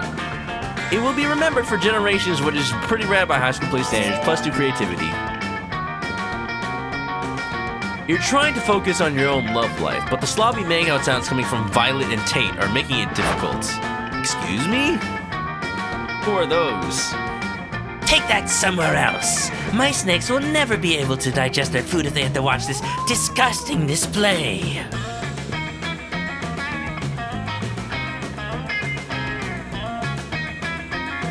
Yeah, and my fanfiction news is running for the hills. How am I supposed to write romance when the two of you are making it look so unappealing?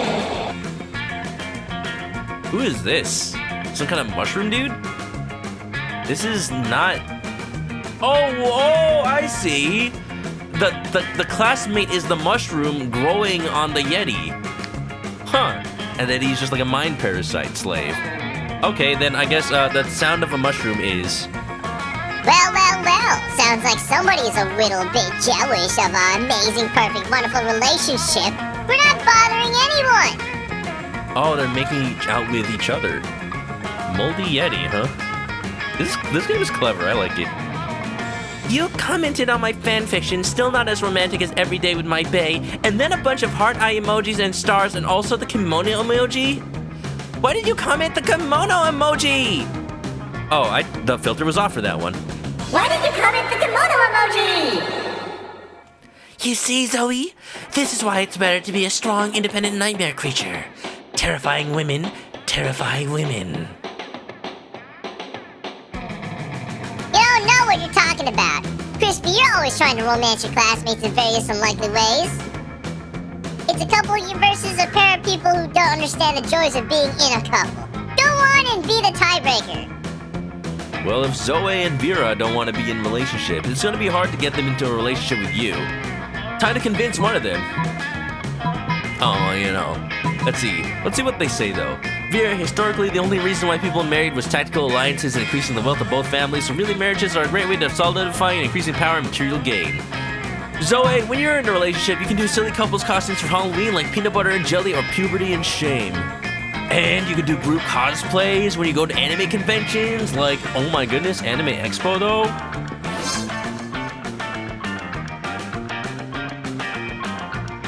Oh my gosh, oh my gosh, oh my gosh, yes!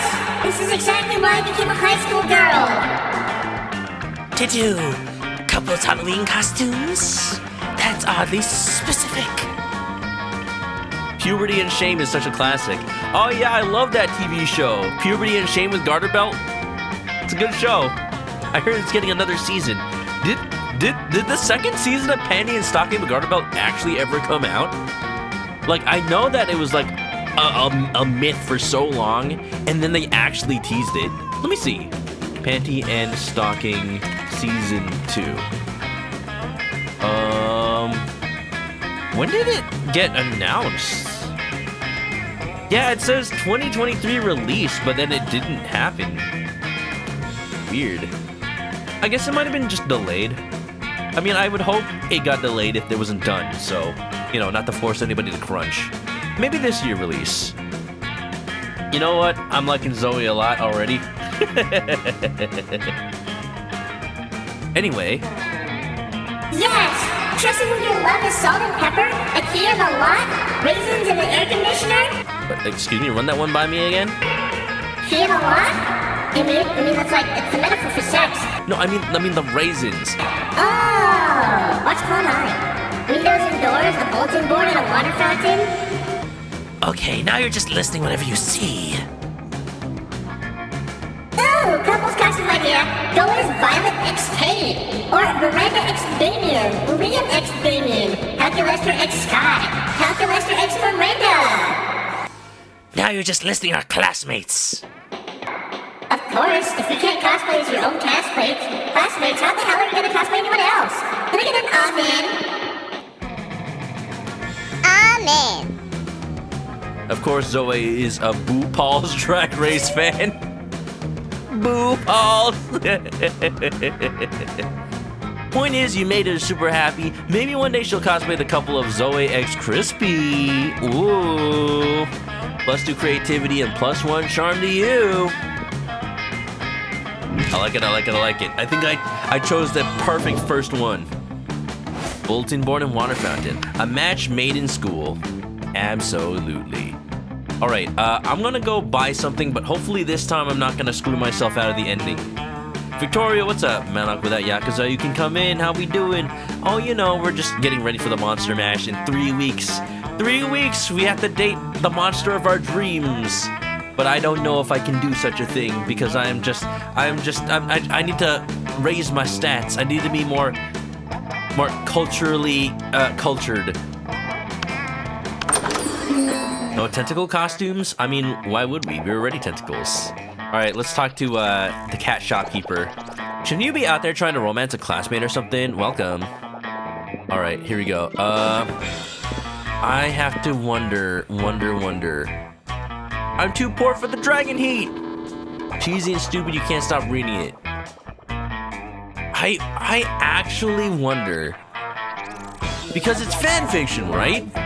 I feel like Zoe would actually like that. I didn't realize it'd be $6. What if I leave? Does it spend time? You get the whole point of running a business like this to sell stuff to people, right? I think you're missing the point, sweetheart. Oh, good. No, it wasted time. Shit.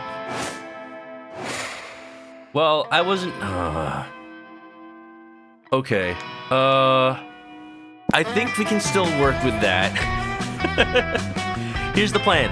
I'm gonna go to the library to get money, because that's what the library does, apparently. And then I can buy the dragon fanfiction, right? And I screwed myself last time. Oh, easy steps to enlarge your tentacles. Girls love a really long tentacle or 8. Click on link to find out how. tentacleinlarge34211notavirus.net. I screwed myself because apparently Polly won't date ghosts, and I guess the second I bought a ghost sheet, I just locked myself out of her route. So of course I would do that on my very first run of this game. I'm just that dumb. It was not made to be, but this time we can redeem ourselves. You called for a sexpert. You know what, Shark? I need your advice. I need your help. Shark knows what it's at. I did DM him. I did DM the question about the dolphin, because you know you know what, Shark? That question made me think of you for some reason. I can't imagine why. Just for some reason I associate sex with a dolphin with Shark. Just as of the last few weeks for some reason. Well, anyway, enlarge your tentacles. Are you interested in that ad, Shark? That day you spend some time on the library's PC sending malicious spam emails in the hopes of stealing other people's money. Got that jelly though. Doesn't sound very nice, but who's really the one to blame if they respond to such a blatant scam? You lose 10 karma, which is not a stat in this game. You gain +2 money. Meanwhile, Zoe seems to attract Polly in some sort of eldritch binding circle. This should be good.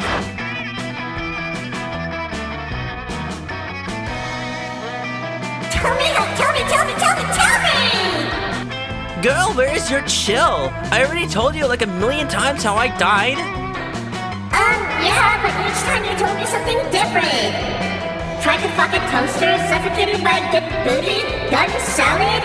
Gun salad? I've heard them all. All of the above. All of the above.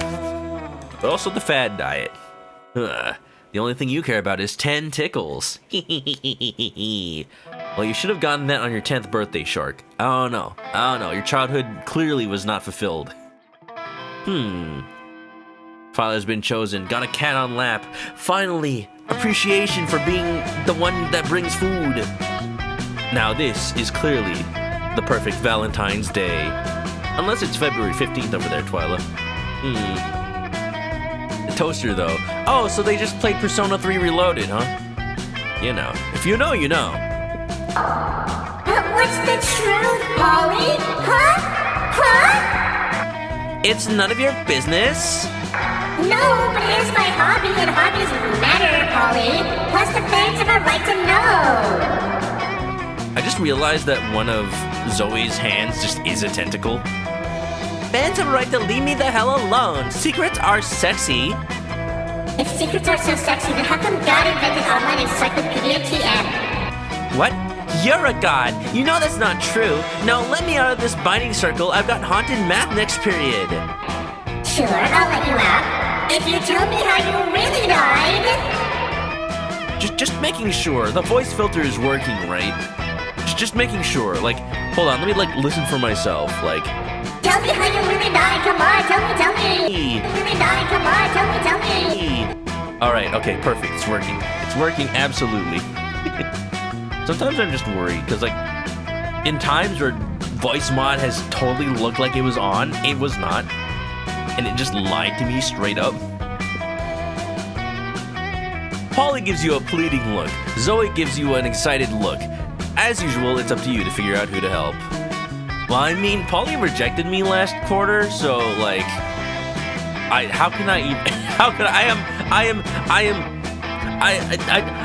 just can't. I just can't anymore. Like, this is how it is. This is how it's gonna be. I wasn't even a ghost. I'm a different person. I'm a different person this school year. Like, literally, I'm a different person this school year. Polly's right, secrets are sexy and approve my new espionage. AU. Spooky, highly classified. Zoe deserves to know the truth, and if you tell it to her, Polly, I'll give you a huge bag of cocaine. Oh, okay. This is actually a little interesting, because it feels like whatever I choose might actually make the other person happy? I don't know. Let's try this one. No, it actually... Okay. I was right. I was right. It's actually like the opposite. So like I was helping Zoe, but actually I was bribing Polly. Shoot. I'm salty. You know I'm salty. And I'm even saltier. Aw, you know that the way my ghost heart is through my ghost nostrils. Come here, you beautiful horror. Let me give you the gory details. Polly beckons Zoe over and whispers in her ear. Polly would have loved the alternate universe. Oh, wow. And me, huh? Oh, I can only imagine. But how did the linebackers get out of there? Oh, the entire San Diego Zoo? That's a lot. Well, where would they even get that much cream cheese? Oh, I see. It was a Wednesday. Well, that pretty thoroughly answers my question. Now do you see why I didn't want to tell anyone? Oh, absolutely. That is way too hot for public consumption and an M-rated game. Your secret's safe with me. Ah, yes. I gotta keep my secret and I get cocaine. Score. You're pretty sure Polly told another very not real story about her death, but Zoe's impressed at your negotiating skills. Oh, wait, that actually was for Zoe. Cool. I like it. I like it. Everybody's happy. Everybody's happy. Thank you for the hydrate, Miku. Yeah.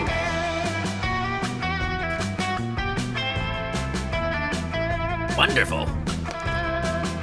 You leave Polly enjoy her newly acquired treat. You let Polly enjoy her newly acquired treat, and you and Zoe get smoothies. Are they boba?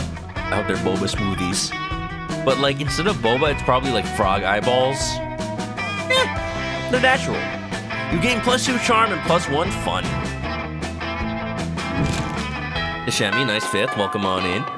2 monsters, 1 stone. We're doing the monster mash in just a few weeks. We got this. We got this, y'all. All right, this time for sure. This time for sure. I'm going to the auditorium. And we're actually gonna buy the dragon thing. And it's got events? I'm sorry, is that just cocaine? That is a bag of cocaine. No, keep the chickens away from the cocaine. It's not good for them. It's not good for them. Okay, whew. They were able to avoid total life destruction. Yeah, wonderful. You were close. Nice fifth to Shemmy. Hope you're doing well. A penguin mask? Huh. You want this, you sick pervert. I had no idea you appreciated a good old reverse Romanian Wilkinson. I must admit, it's kinda hot you're into that kinky shit. I mean, we bought a tampon last time. I'm gonna buy the Dragon Heat and One Night No Limits. Cheesy and stupid. Oh god. Wow, $10 for cocaine. I'm sure this is not the, this is clearly not the good stuff. It's probably just a bag of flour, honestly. Cocaine Chicken, the sequel to Cocaine Bear. Good old cocaine. In these times of weird experimental substances with horrible side effects, cocaine has become the new vanilla of drugs. What is this? Oh, that the Latin accent. Look at the Dragon Heat. I hope this doesn't screw us out of choosing Zoe. Huh. It's a bag of drywall! You know I actually need that? I need to fix a hole in my bathroom. It's where the towel hanger, it's like falling off. I need to fix it a little bit. Yeah. Alright, well let's hang out with Zoe and Scott today. You sit down with Zoe and Scott. Scott is eating his trademark pizza sandwich, which is just 3 slices of pizza on top of each other. I mean, like, I've had that. It's delicious. It's actually just a calzone. Actually just powdered sugar. I need that too. Zoe has a notebook out and is taking notes. Are you sure she's not writing fan fiction? Ah, that's a cute outfit. But how do you get your food, Scott? What do you want to know so bad? It's pretty normal. No, it can't be normal. I'm doing research for my latest fanfic, Cry Havoc and Let Slip the Dogs of Love. It's about a pack of werewolves going on the biggest hunt of their lives. A hunt that will change them as hunters, but also as werepeople. They went looking for food, but what they found was personal growth and a new understanding of group sexual practices. you better like properly mark the contents of your book. You don't want that getting sold in the wrong bookstores. You don't want that getting sold to like people who aren't old enough to read it. Also food. So that's why I need to know. How do you hunt?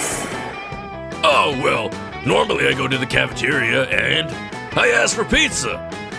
That's it? What about having a pack? Enjoying the spoils together in a feast of blood and rage? Exploring each other's bodies? Well, I guess sometimes me and my cousins order pizza at home, and then the pizza comes in and we eat the pizza. I think all you eat is pizza? Huh. Turns out this werewolf is 50% cheese. Writing fanfics at school, you can relate. Zoe does not look at all satisfied with Scott's answer. Maybe you can get Scott to give some juicier info, or convince Zoe that ordering pizza is actually dramatic. Scott, what about when you go for searching for pizza in the wild? Zoe, don't dismiss the utter suspense and extreme pathos of waiting endlessly for the pizza to arrive. Truly, it is the ceremonial central tragedy of the 21st century. We gotta go with the answer that romanticizes pizza. Like, actually, though. Like, actually. Scott's your kind of dude, him and Damien. Yeah, you know what? They share one brain cell between the two of them. And I think, like, Damien has it, like, 100% of the time. Wow, I thought the central tragedy of the 21st century was that we're gradually destroying the planet with every convenience that we enjoy, but we're also removed from the consequences of our actions and will continue to be manipulated by our corporate masters until all will be a listless cinder. Well, I mean that too. It's a metaphor. No, it's the pizza one. Oh, that's a relief. The other one seems super depressing. Not having pizza is really depressing too. Sometimes when we're waiting for the pizza, I get so hungry I can eat a horse. So you chase down and kill a horse in an orgy of bloodlust? What? No! Usually I just eat corn chips and watch sports on the TV, but I'm really bummed while doing it. Zoe decides to make do with what Scott's giving her. Scott's just happy for the attention. You're happy because Scott's happy. Everyone wins! Sure, why not?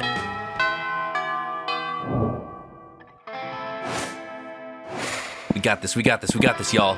Alright. This time, we need to raise,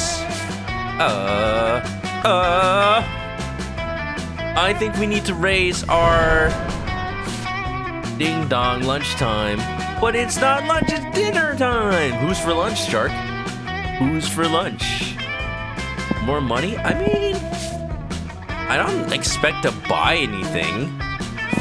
But I feel like having the book will trigger some sort of event at the library. I'm gonna go...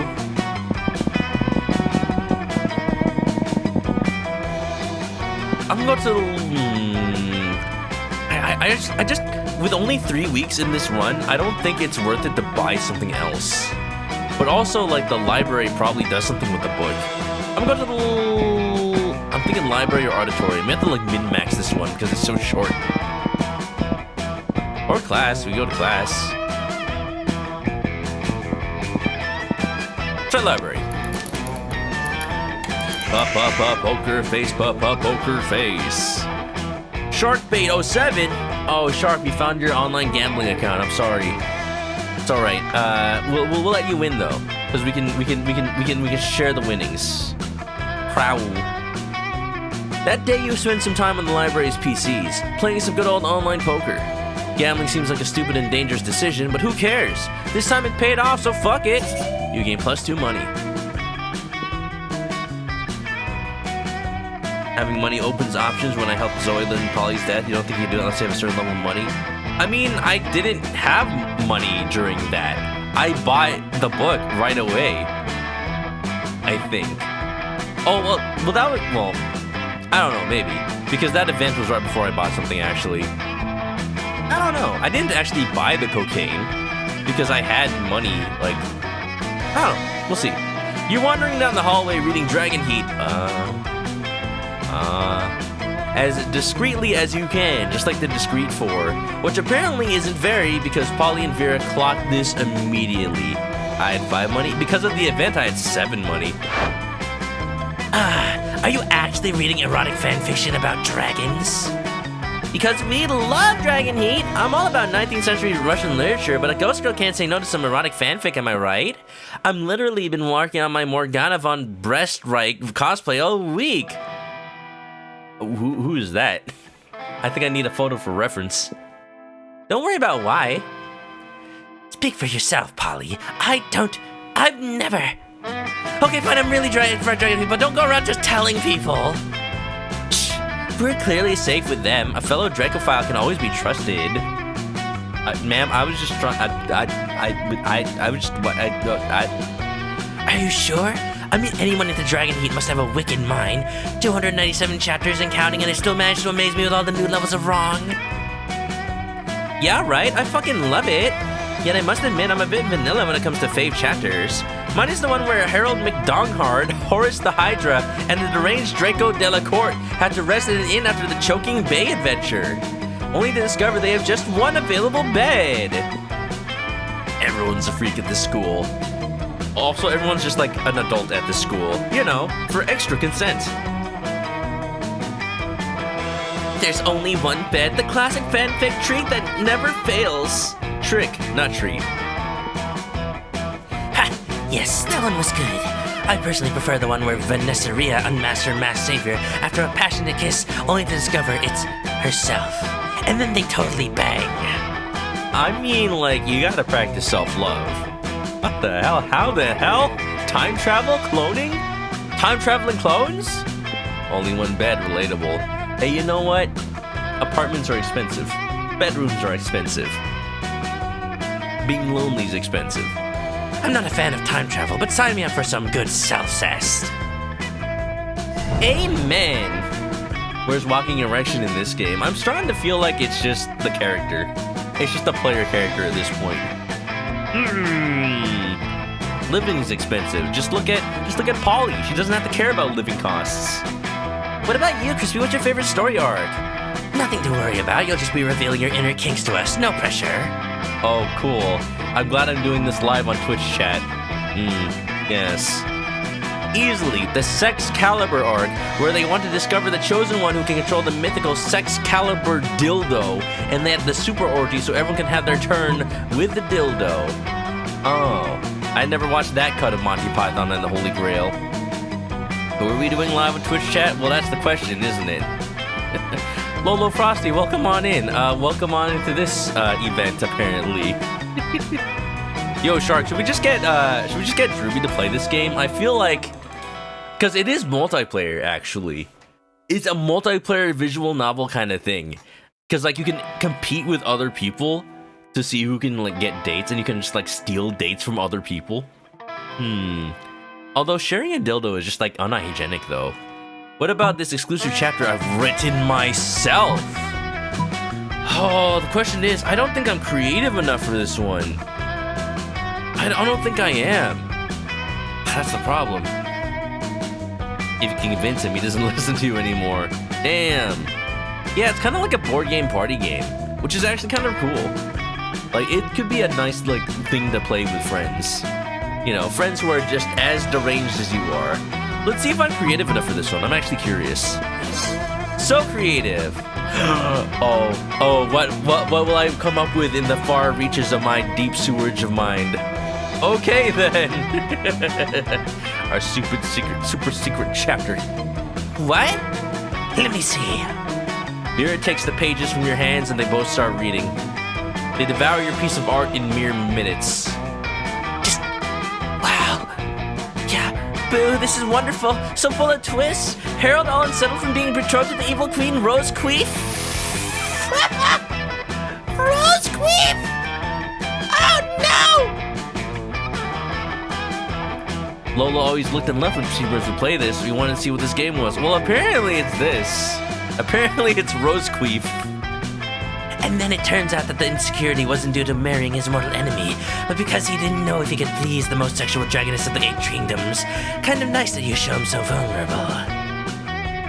Is she doing a little licky lick? So he goes and sticks his dick in a pint to practice? Okay, we're just copying movies now. Classic, but then oh no, the magic properties of his dick grant the pie life. Mind blown. That is not the kind of creating life with genitalia that I know of. Am I sure this game is not banned on Twitch? Apparently not. I even double-checked the list just in case. Catch football.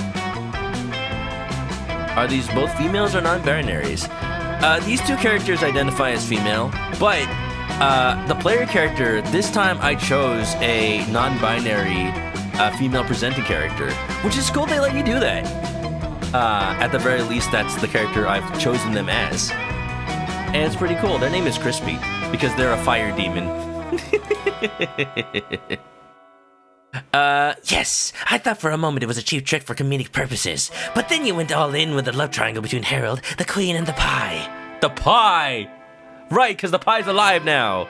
I must applaud your boldness there, and the level of depth in the emotions. I'd never expected from a fanfic of a fanfic. Also, sick tons of pie sex. That pie really knows how to use its pie hole.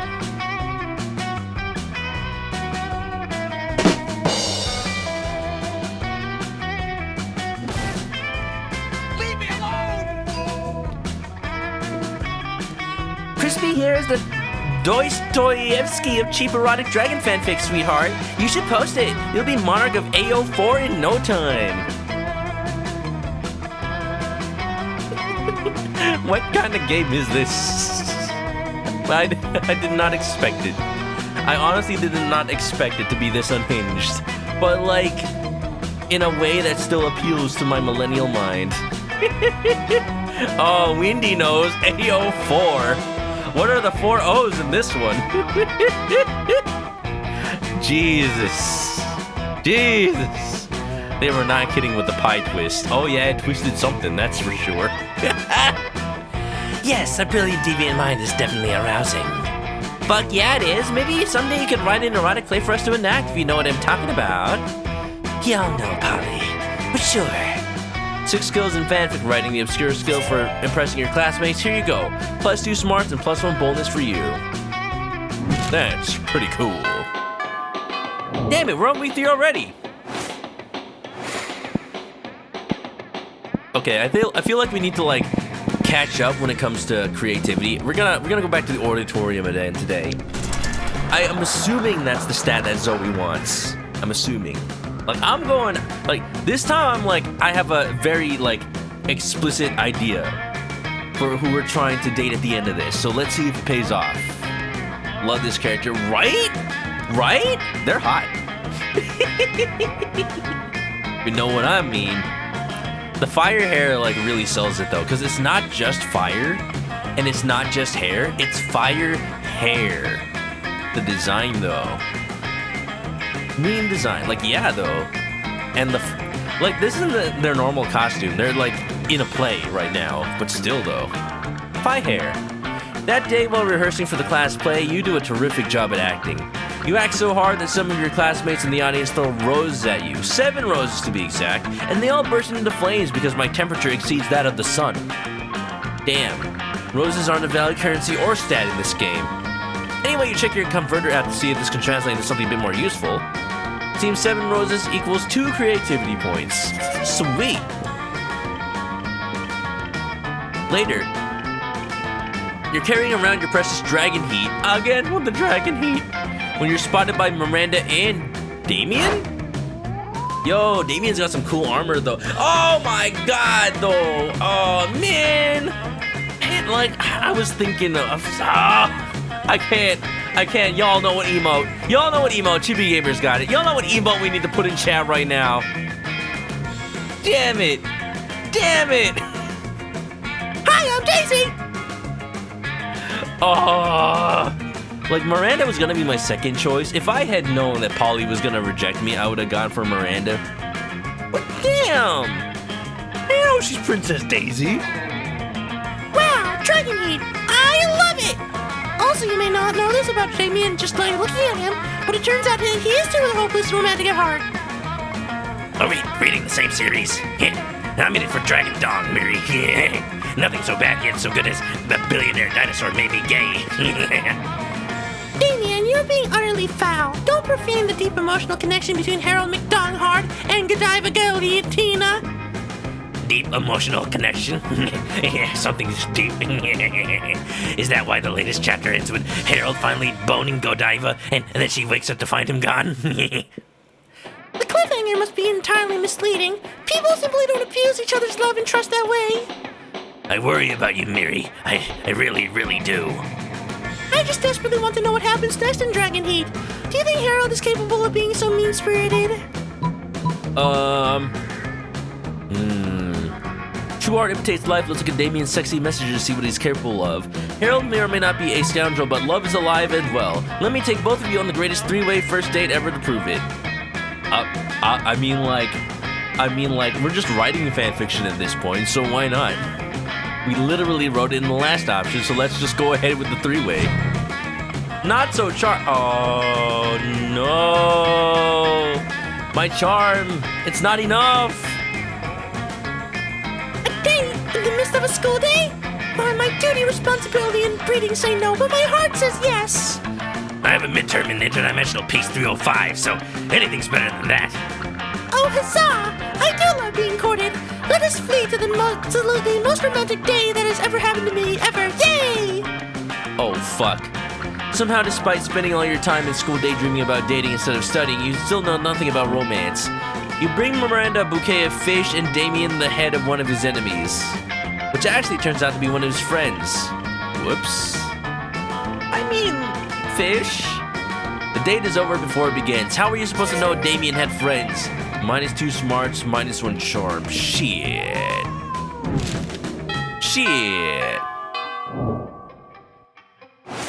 Interdimensional peace class. Alright, we gotta make up for it. We gotta make up for everything. Didn't we hang out with Zoe and Scott already, like, together? But, like, this is week 3 already. I'm sure his friend would have understood. I'm sure his friend is still alive, like, as a head. Just like that one dude from God of War Ragnarok. Or God of War? I don't remember which God of War I was watching somebody play, but it's just like, there's just a dude whose head was cut off from a tree. And he's like, yeah, that's me. Reanimate my head, I can join you in your adventure. Who's the blue guy in the left corner top? That is the Interdimensional Prince. We don't hang out with him. He does not deserve our time. He does not. More time with Zoe. Looks like Scott and Zoe are having marshmallows for lunch. Oh, nice. That's what I eat. I'll have some peeps. You say that because their cafeteria table is covered in a little mountain of marshmallows. What? You know what? Every time I see Zoe, she's in a new outfit, and she's literally got the anime girl shirt, though. Like, if this game was AO rated, you know it would be that one shirt. You know it would be that one shirt. You know the one. The one with several manga panels on it. Peeps are chicken too? Yeah, that's why I am what I eat. I thought everybody knew that already. You want her shirt. It's pretty good. I hope they make it as, like, merch for this game. And Scott's got a cool hoodie on. Pretty cool too. Zoe slams a marshmallow into her mouth. It's mildly impressive. One of the girls eating Subway sandwiches and drinking Monster? Yeah, that one. That's 15 marshmallows. Chubby Bunny? Scott stuffs 6 marshmallows into his mouth at once. It's slightly more impressive. I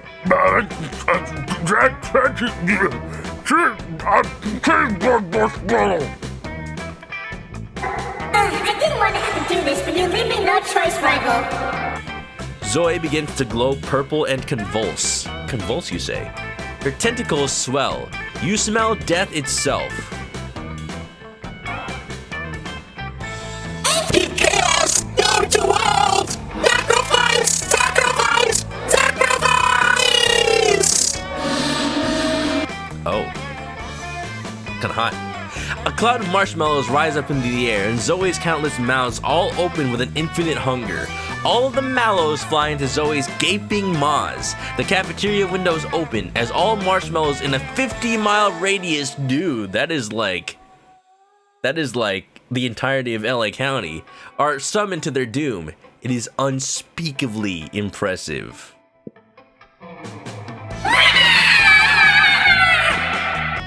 Hey, no fair! If I counted correctly, I'm now eating 13,666 marshmallows exactly. 13,666. Okay, she wins though. You like her shirt? The other anime shirt is too crass, not classy. That's true though. This is just a nice shirt. Which means I win. Wait, that is like very not cool. You can't use more than one mouth during an eating contest. It's cheating. And I would know because I used my hands at soccer one time and I still feel bad about it. Damn. It's just a shirt about Subway though. Like sandwiches. Eat fresh. Did y'all know that Subway has a foot-long cookie now? And like, it's advertised as like, oh yeah, it's a foot-long cookie so you can like break off pieces and share with people. You know what people are gonna do.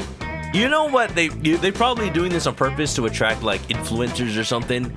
People are probably gonna like, and foot-long churros, that's true. People are probably gonna take all the foot-long desserts and put them all in the sandwich and then just eat the sandwich as like a challenge.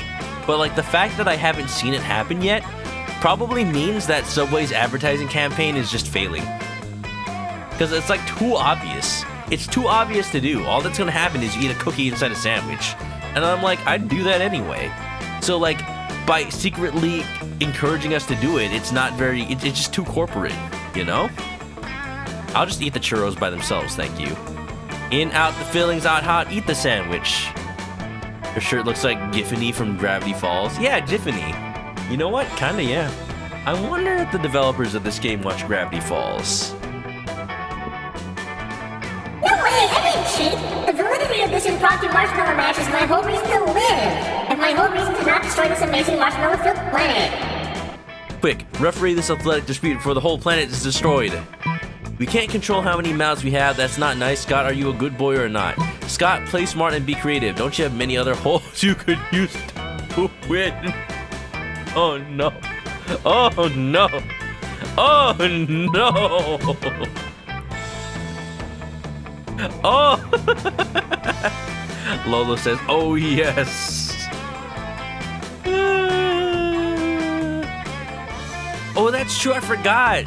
Subway was owned by the same company that owns Arby's, of all people. I didn't even know that Arby's, like, was a company that owned other companies. So, that's why that's happening. They're crossing over with Cinnabon and other things they own. Interesting. I'm still not gonna put the cookie in the sandwich. Still not gonna do that. We can't control how many mouths we have. Scott's eyes widen in primal fear. Wait, I'm sorry, Zoe. I want to be a good boy. I don't want to not be a good boy. See? Appeal to his dog instincts. He's got that dog in him. Coward. Look, we have to go for Zoe, though. Like, what do those mouths do? We know what those mouths do. They eat all the marshmallows. Damn. Damn. Put a churro in the cookie. Wait, Scott, who's a good boy again? It's me, Scott. Who's a good boy? Me. Then I guess I'm the winner, mouths and all. Zoe may have won the marshmallow battle, but you'll win the marshmallow prom date demon friendship war. All according to Kekaku. I like it. We got this in the bag, yo. We got this in the bag. Pet Scott, you're a good boy. All right, chat. We're here once again. It is time. What is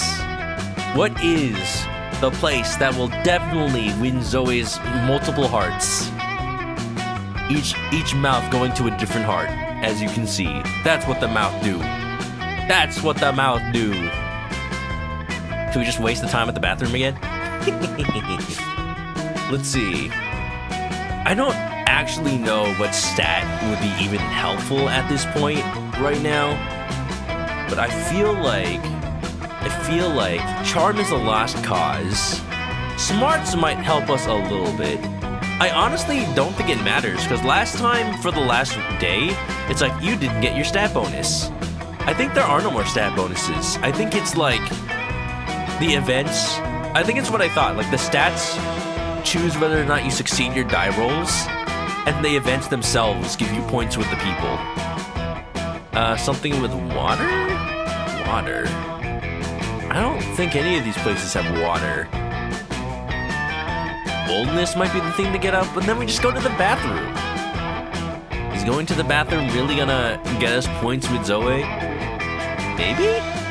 Does Zoe even use the bathroom? I don't even know.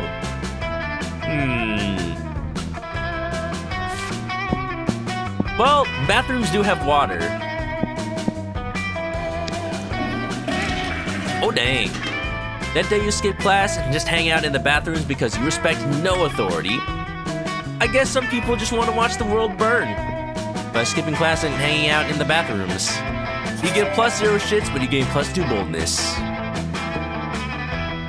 You're doing the good... Dragon Heat again. You're doing the thing that gives you the most life, reading Dragon Heat, when you're approached by Scott and Liam. Aha!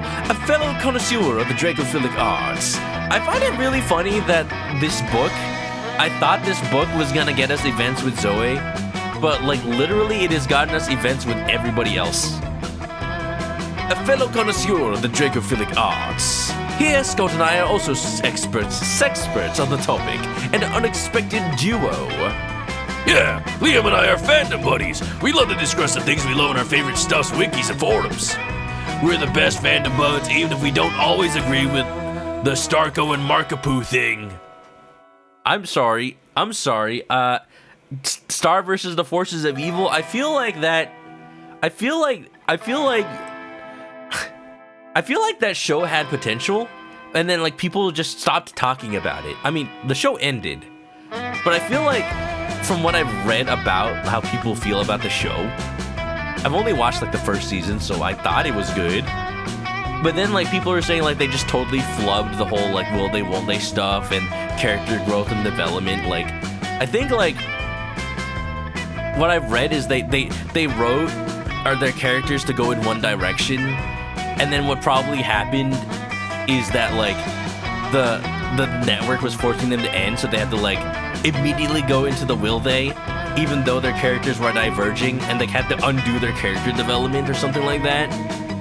I don't know. I didn't watch season 2 onward, so a lot of folks were not happy with the ending. Star versus flashbacks. Yeah, that's what I'm hearing. What you heard? The final seasons take a few bad turns, left poor taste in everyone's mouth. You haven't seen it, you also don't really care. Damn. I'm just gonna say the first season was kind of cool. Man, just dropping the ball, shit in the bed. I hate when series do that. Damn. Okay, first, let's be clear. I engage in the passionate fandom conversations only as an ironic way of celebrating low culture, which I truly despise. Don't hide your true feelings, Liam. Second, for the 100th time after spending years in Hekapoo's dimension, Marco is now actually in his 30s, so it isn't right if he dates a 16-year-old girl. I mean, I feel like that's the least of their problems, too. That's the weird thing. I do remember that happening. And it's like, that's kind of weird. That's kind of weird. But also, like, there's so many other things in that show that, like, just are weird with how their relationships ended. Snow White was like 12. That does not make it better. These details matter, Scott. Think how wrong it would be for me in my 400s to date people from this school if all of you were actually teenagers instead of being much more conveniently in your 20s. Anyway, enough meta discussion. Scott and I are here in a situation. Even if our opinions differ, we agree our opinions are superior in comparison with the rest of the strangers on the Dragon Heat Wiki. Yes to that. Liam here is like super smart, and I'm a good boy, so my ideas should be good too. I mean, like, I was a good boy during lunch, so I should still be a good boy, right? Call me a good boy. But people on the wiki can be really mean sometimes. We need to gain their respect so we can convince them to be good boys too. Scott is right. We need to somehow earn the role of moderator so we can show those lesser beings who's boss when it comes to the Dragon Heat fandom. Oh no, Liam's true goal is to be a Reddit mod. Oh, why am I not surprised? But how? I'm sure you'll give us an absurd yet effective idea for a solution, as can be expected from good old Crispy. Let's ask them nicely if you can stop behaving like internet trolls and instead start respecting your opinions. Let's write a powerful fanfic set on the Dragon Heat wiki where you're depicted as the coolest users who should be respected. Well, I'm just gonna keep the theme, I guess. Write the fanfic. Write the fanfic. Will they and won't theys are hard to write about. Can't make more seasons if that was the main point. Yeah, no, like, it's interesting, a lot of the TV shows that have come and went in the time that I've been, you know, able to analyze stories more than just haha funny characters funny. So like compare that to something like Gravity Falls that, well, not about the will they and won't they, but just that the quality of a show in general that had a whole bunch of stuff going for it, and then the network said like, oh, by the way, you wanted 3 seasons, you only get 2. But then they were still able to wrap things up and tie up loose ends and still like get the mystery they want out there. And sure, there were a couple of things that got rushed, but still like the show still ended in a satisfying way. Like Gravity Falls is just peak. Gravity Falls is just peak, to be honest. So anyway, let's write fanfic. So creative. Ah yes, let's fight wielding art as a weapon. Yeah, weapons are fun. Liam opens a new document on his laptop. So let's see, we should create a very nuanced piece of fiction. What about if the 3 of us and the 34,927 users of the Dragon Heat Wiki community were like co-workers at a bookshop? Delightfully disruptive, Scott. Keep going. He's into it. Okay, so we're all mean to each other like in real life, except the town's mayor is visiting the bookshop next month, and it turns out that we're breaking the law because in this universe people can't work in bookshops if they're single, and we're all single, not good. Oh, the weight of the conflict. I can even feel it in my fingertips. Amazing. Don't stop. Then we all fake that we're married together, the 34,930 of us. Did we lose 7 users? Smartly unexpected, an astute facade. The tension is overwhelming. Faking a marriage, we all learn more about each other. The mayor comes and he's happy that everyone is happy, until a really bad blizzard comes to town, trapping everyone in the bookshop. Uh-oh. Monster kind versus nature, the oldest of rivalries. So Liam, who's like a super smart, says, "Hi, I'm Liam the vampire. We should all snuggle together to get warm." Desperate situations call for desperate measures. Yes. Then the blizzard goes away and everyone is happy and learn to respect each other thanks to snuggling together, and they say, "We're saying hooray to Liam for being smart, hooray to Scott for being such a good boy, and hooray for Crispy for proposing creation of this nice fanfic." A very meta final touch, Scott. Okay, as a masterpiece has been born, let's post it on the wiki so it's deservedly immortalized. Well, what is this? Hello, everybody. Zeldrick, is that you? Can we get a shout out for Zeldrick? Here, let me do it. Someone playing Like a Dragon Infinite Wealth? Yo, Zel, how are you enjoying Infinite Wealth? I see you're taking your time with it, which is the way to go. I find it funny that when I checked out your stream earlier, you were doing a sub-story that I literally just did the last time I streamed it. And it like, that sub-story. I'm like, it's just, oh man. I'm just saying like, the sub-story where Ichiban meets the weeb, meets the otaku. And I'm gonna say, like, if you didn't watch me play that, I'm not gonna say that much about it. I'm just gonna say that, like, as an Asian American myself, like, that side quest kinda hit harder. Cause, like, people are so excited to learn about culture, but it's like, people aren't caricatures of their cultures, so, like, I got exactly how Ichiban was feeling during that, because sometimes I'm just like, yeah, you know, like, sure, I'm part Chinese, but literally, like, all my Chinese relatives were gone before I was born, so I don't know anything, please. Yeah, no, it felt weird, but you get his plight. Yeah, it's like, that's the interesting thing with Yakuza Like a Dragon. Like, people can be so clearly wrong in their beliefs, or even if not wrong, it's just misguided. But still, like, you understand why they are the way they are. And that's just the theme of Yakuza as a whole, for sure. Same here, you get it, Lolo, you get it. Side quest is gonna cut very close to the bone for a lot of players, for sure. Like, I was a little bit worried about how Infinite Wealth would deal with some of the fish out of water stuff. But so far, it's actually been pretty fun. I like it. But yeah, hope you're doing well, Zell.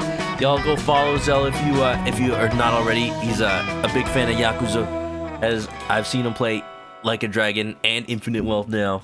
And you know what? Both fantastic games. I'm playing them myself. We're doing a little bit of monster mashing. We're doing Monster Prom today. We got rejected by our first date, so we're doing a second run just for the last hurrah. We're not going after either of these guys, but like they're cool, I guess. Not Liam though. So really just Scott. Scott's cool. But we're actually going for the Eldritch Abomination. So hopefully she'll respect our requests. Yeah. Fun to see some exoticism of American culture. Can you tell me how to get to the station? Roa! Monster Prom, my beloved.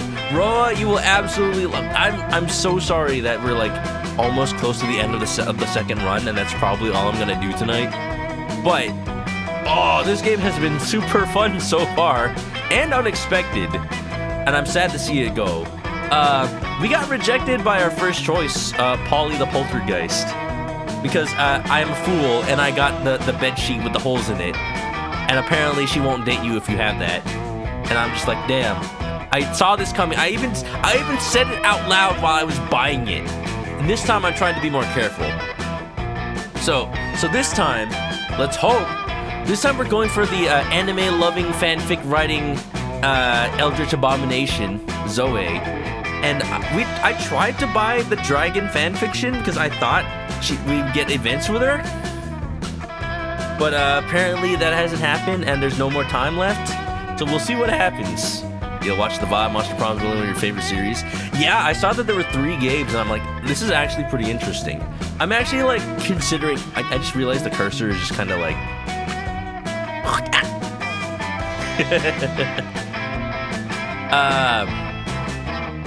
I realized this game is multiplayer, which is actually kind of cool. I'd love to get like a group together, and then we could just like date competitively. But we'll see. We'll see if our choice accepts us this time. Anyway, we wrote a fan fiction about Scott and Liam being super cool in a bookstore. A very meta final touch, Scott. Okay, a masterpiece has been born. Let's post it on the wiki so that it is deservedly immortalized. Roa, I'm sure you already know, but somebody mentioned AO4.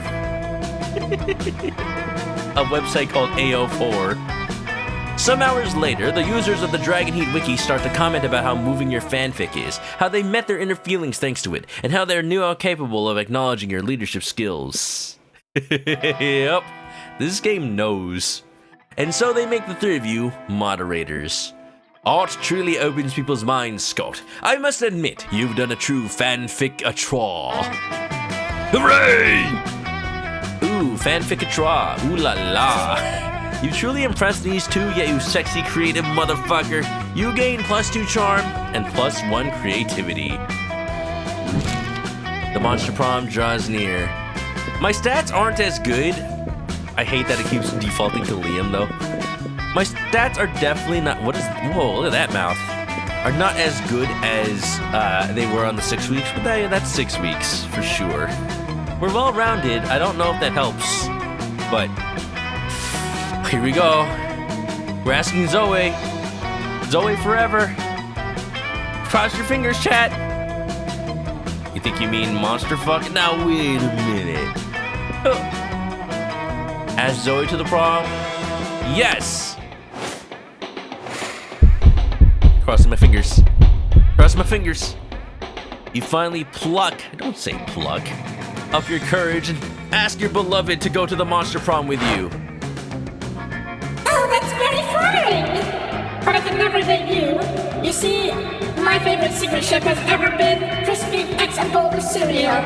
Don't get me wrong, you're funny and sort of sexy, but what kind of person would I be if I destroyed my favorite ship ever? A monster, but like the bad kind. But it can be a 3-way. It could be a 3-way. So, hard pass. How? What are these people's standards? That's not okay. That's not even me buying the wrong thing. I just don't even know what I could have done. No, no, no. So what? So what? So what? I just don't get a date tonight? Failing at Monster Prom broke the essential process of growing up in your life. You became fixated on it, and you never became a functional adult. Now you're just an old person that sits at parks and talks to strangers about the time you almost got a date. The Monster Prom. I was missing bonding time and hearts. Damn! Damn! Like, and that's the thing, like, in this one run, in this exact run, the person I definitely spent the most time with was Zoe. I think it's just because of the fact that I was doing a 3-week, which probably makes it extra hard. But even then, damn it, I just made the wrong choices. It is as weird as it sounds. Thank you for the hydrate. Have a good night, Squidgy. Yeah, no. I was just curious, like, if the 3-week run would be like balanced more, or something, like maybe the hearts are worth more, but it seems like maybe like it's actually a hard mode even though it's shorter. Jeez.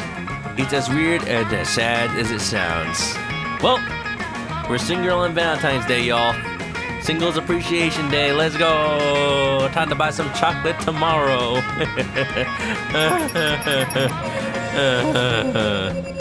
Most likely to marry a zebra. Looking forward to the sequel. Did we at least get to take the cereal bowl to prom? I already ate the cereal.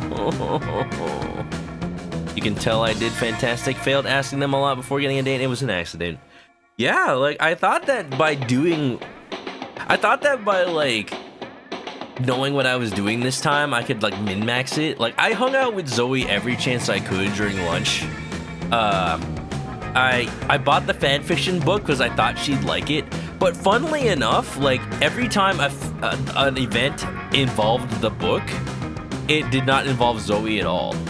So I'm thinking maybe the book was what screwed me this time.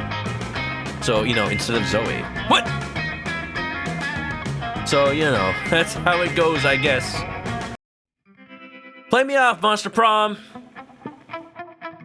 Who's that orc girl on the left? She's not in the game. Oh my goodness. Those 3 weeks were maybe the most epic and absurd weeks of our lives. After the Monster Prom, we kept living our lives, falling in love, battling for friendship, and learning about who we were and how we could be. And you know what? Like it always does, life happened. Life happened. I'm gonna lower the volume a little bit because I know that the ending credit song is gonna be loud.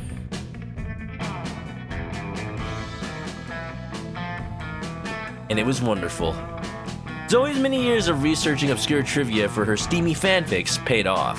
She got a job as a consultant at a company who makes fantasy sex toys based on beloved pop culture characters. Oh, like this not Pikachu over here? Now she rakes in the big bucks designing blueprints of stuff like the cock of the Demogorgon or the vagina of the Statue of Liberty.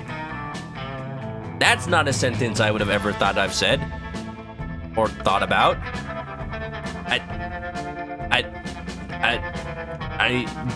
Copper? You know what? It is made by the French, actually. It was made by the French, so, like, they would. That's what screwed me. Thumb things I buy trigger events. Yeah, it did say event. I was just thinking in my mind that because it was a fanfiction book, it would trigger events with Zoe. But, like, I don't want to have to do research. I think I'm just gonna have to just play this game more. Honestly, if like I can get a group together, that'd be pretty cool. Maybe I'll finally get a date. Statue of Liberty, okay. Yeah, well, you know, I had fun though. And I like this little like where they at now with like the people who had the most bonding points with, it seems. Scott became a world-renowned athlete, but he ended his career to come back to his hometown and take on the job of the athlete he admired the most. Now he's back at high school again, working as the coach. Wow! Calculester, when I never even saw Calculester this run. But that's what happens when you pick 3 weeks. Like, 0 events with him. 0. Calculester went to the Robo University and majored in mecha robotics. He's now 250 feet tall and fights against weird giant creatures protecting Tokyo 3. Yo, where's Tokyo 2? For those 3 weeks, the Monster Prom seemed larger than life. And then it was gone. Just like that. The battle for Monster Prom might have ended then, but there were plenty of battles left in that war called youth. But once again, we were young and unafraid, and we were ready to start.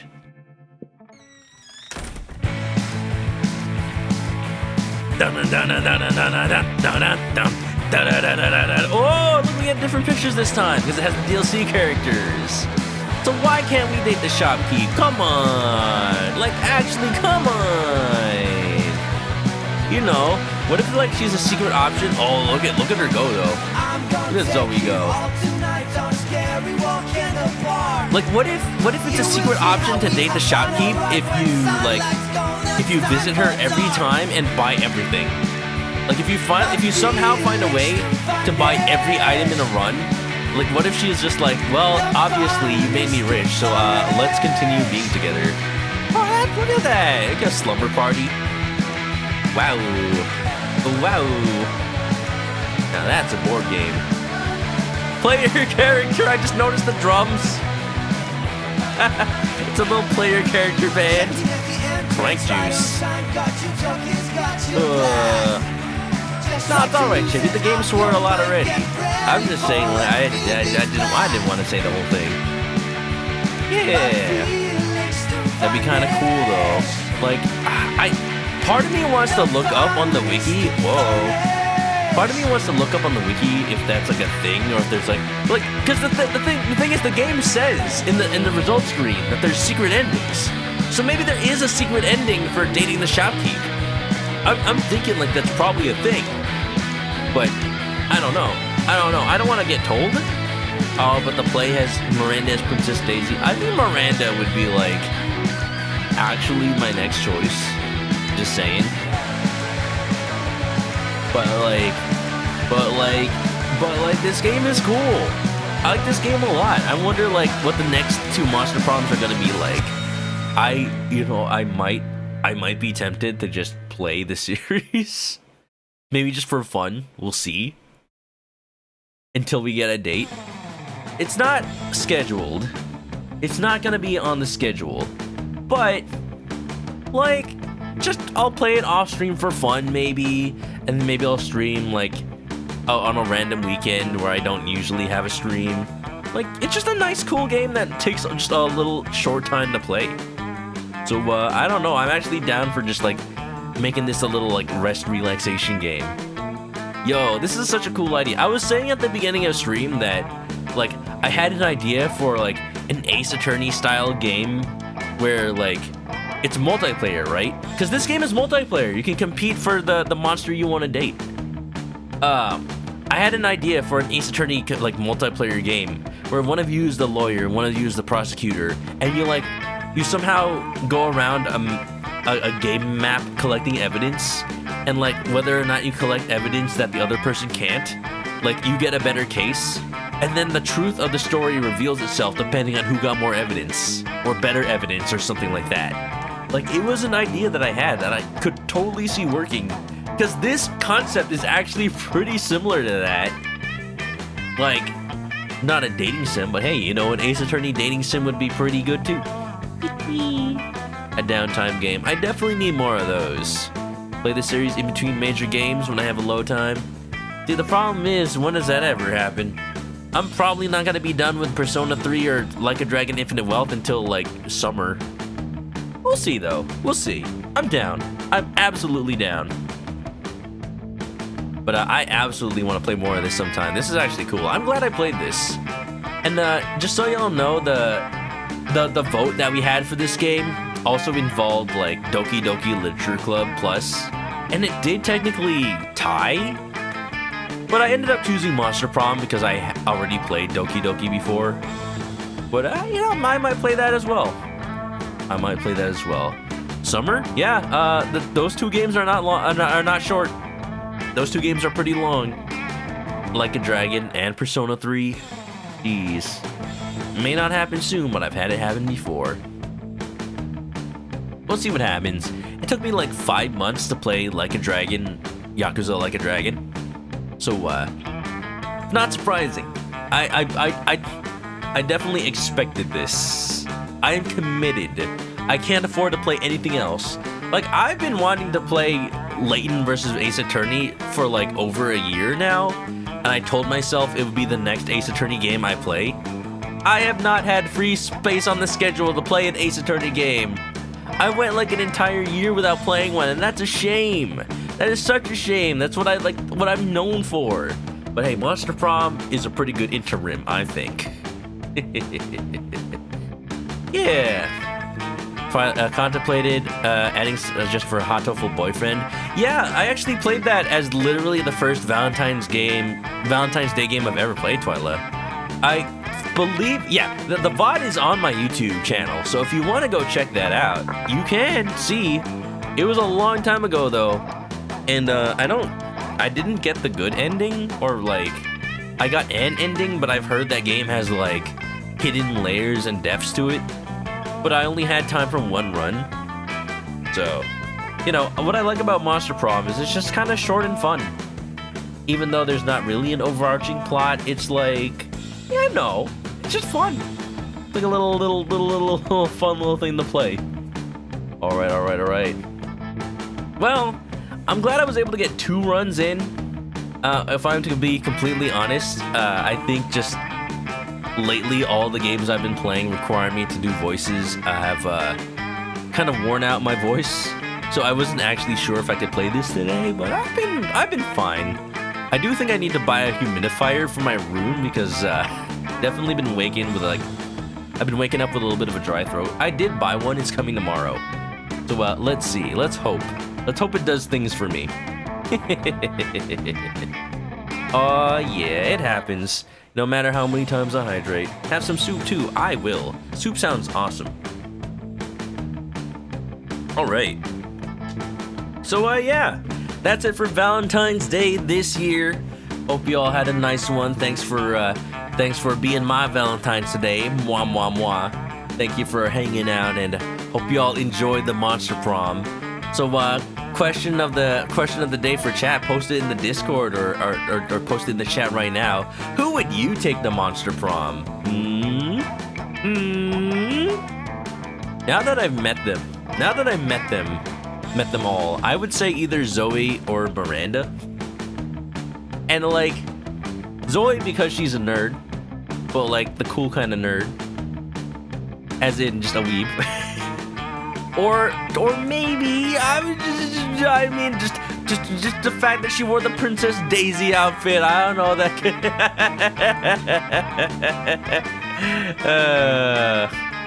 You know, Zoe, best girl. Time to watch the VOD. You do it, Roy. I hope you have a good. I hope you've had a good time with the little you just would say Zoe, Polly, or Miranda. Lola doesn't know. Daisy seems cool.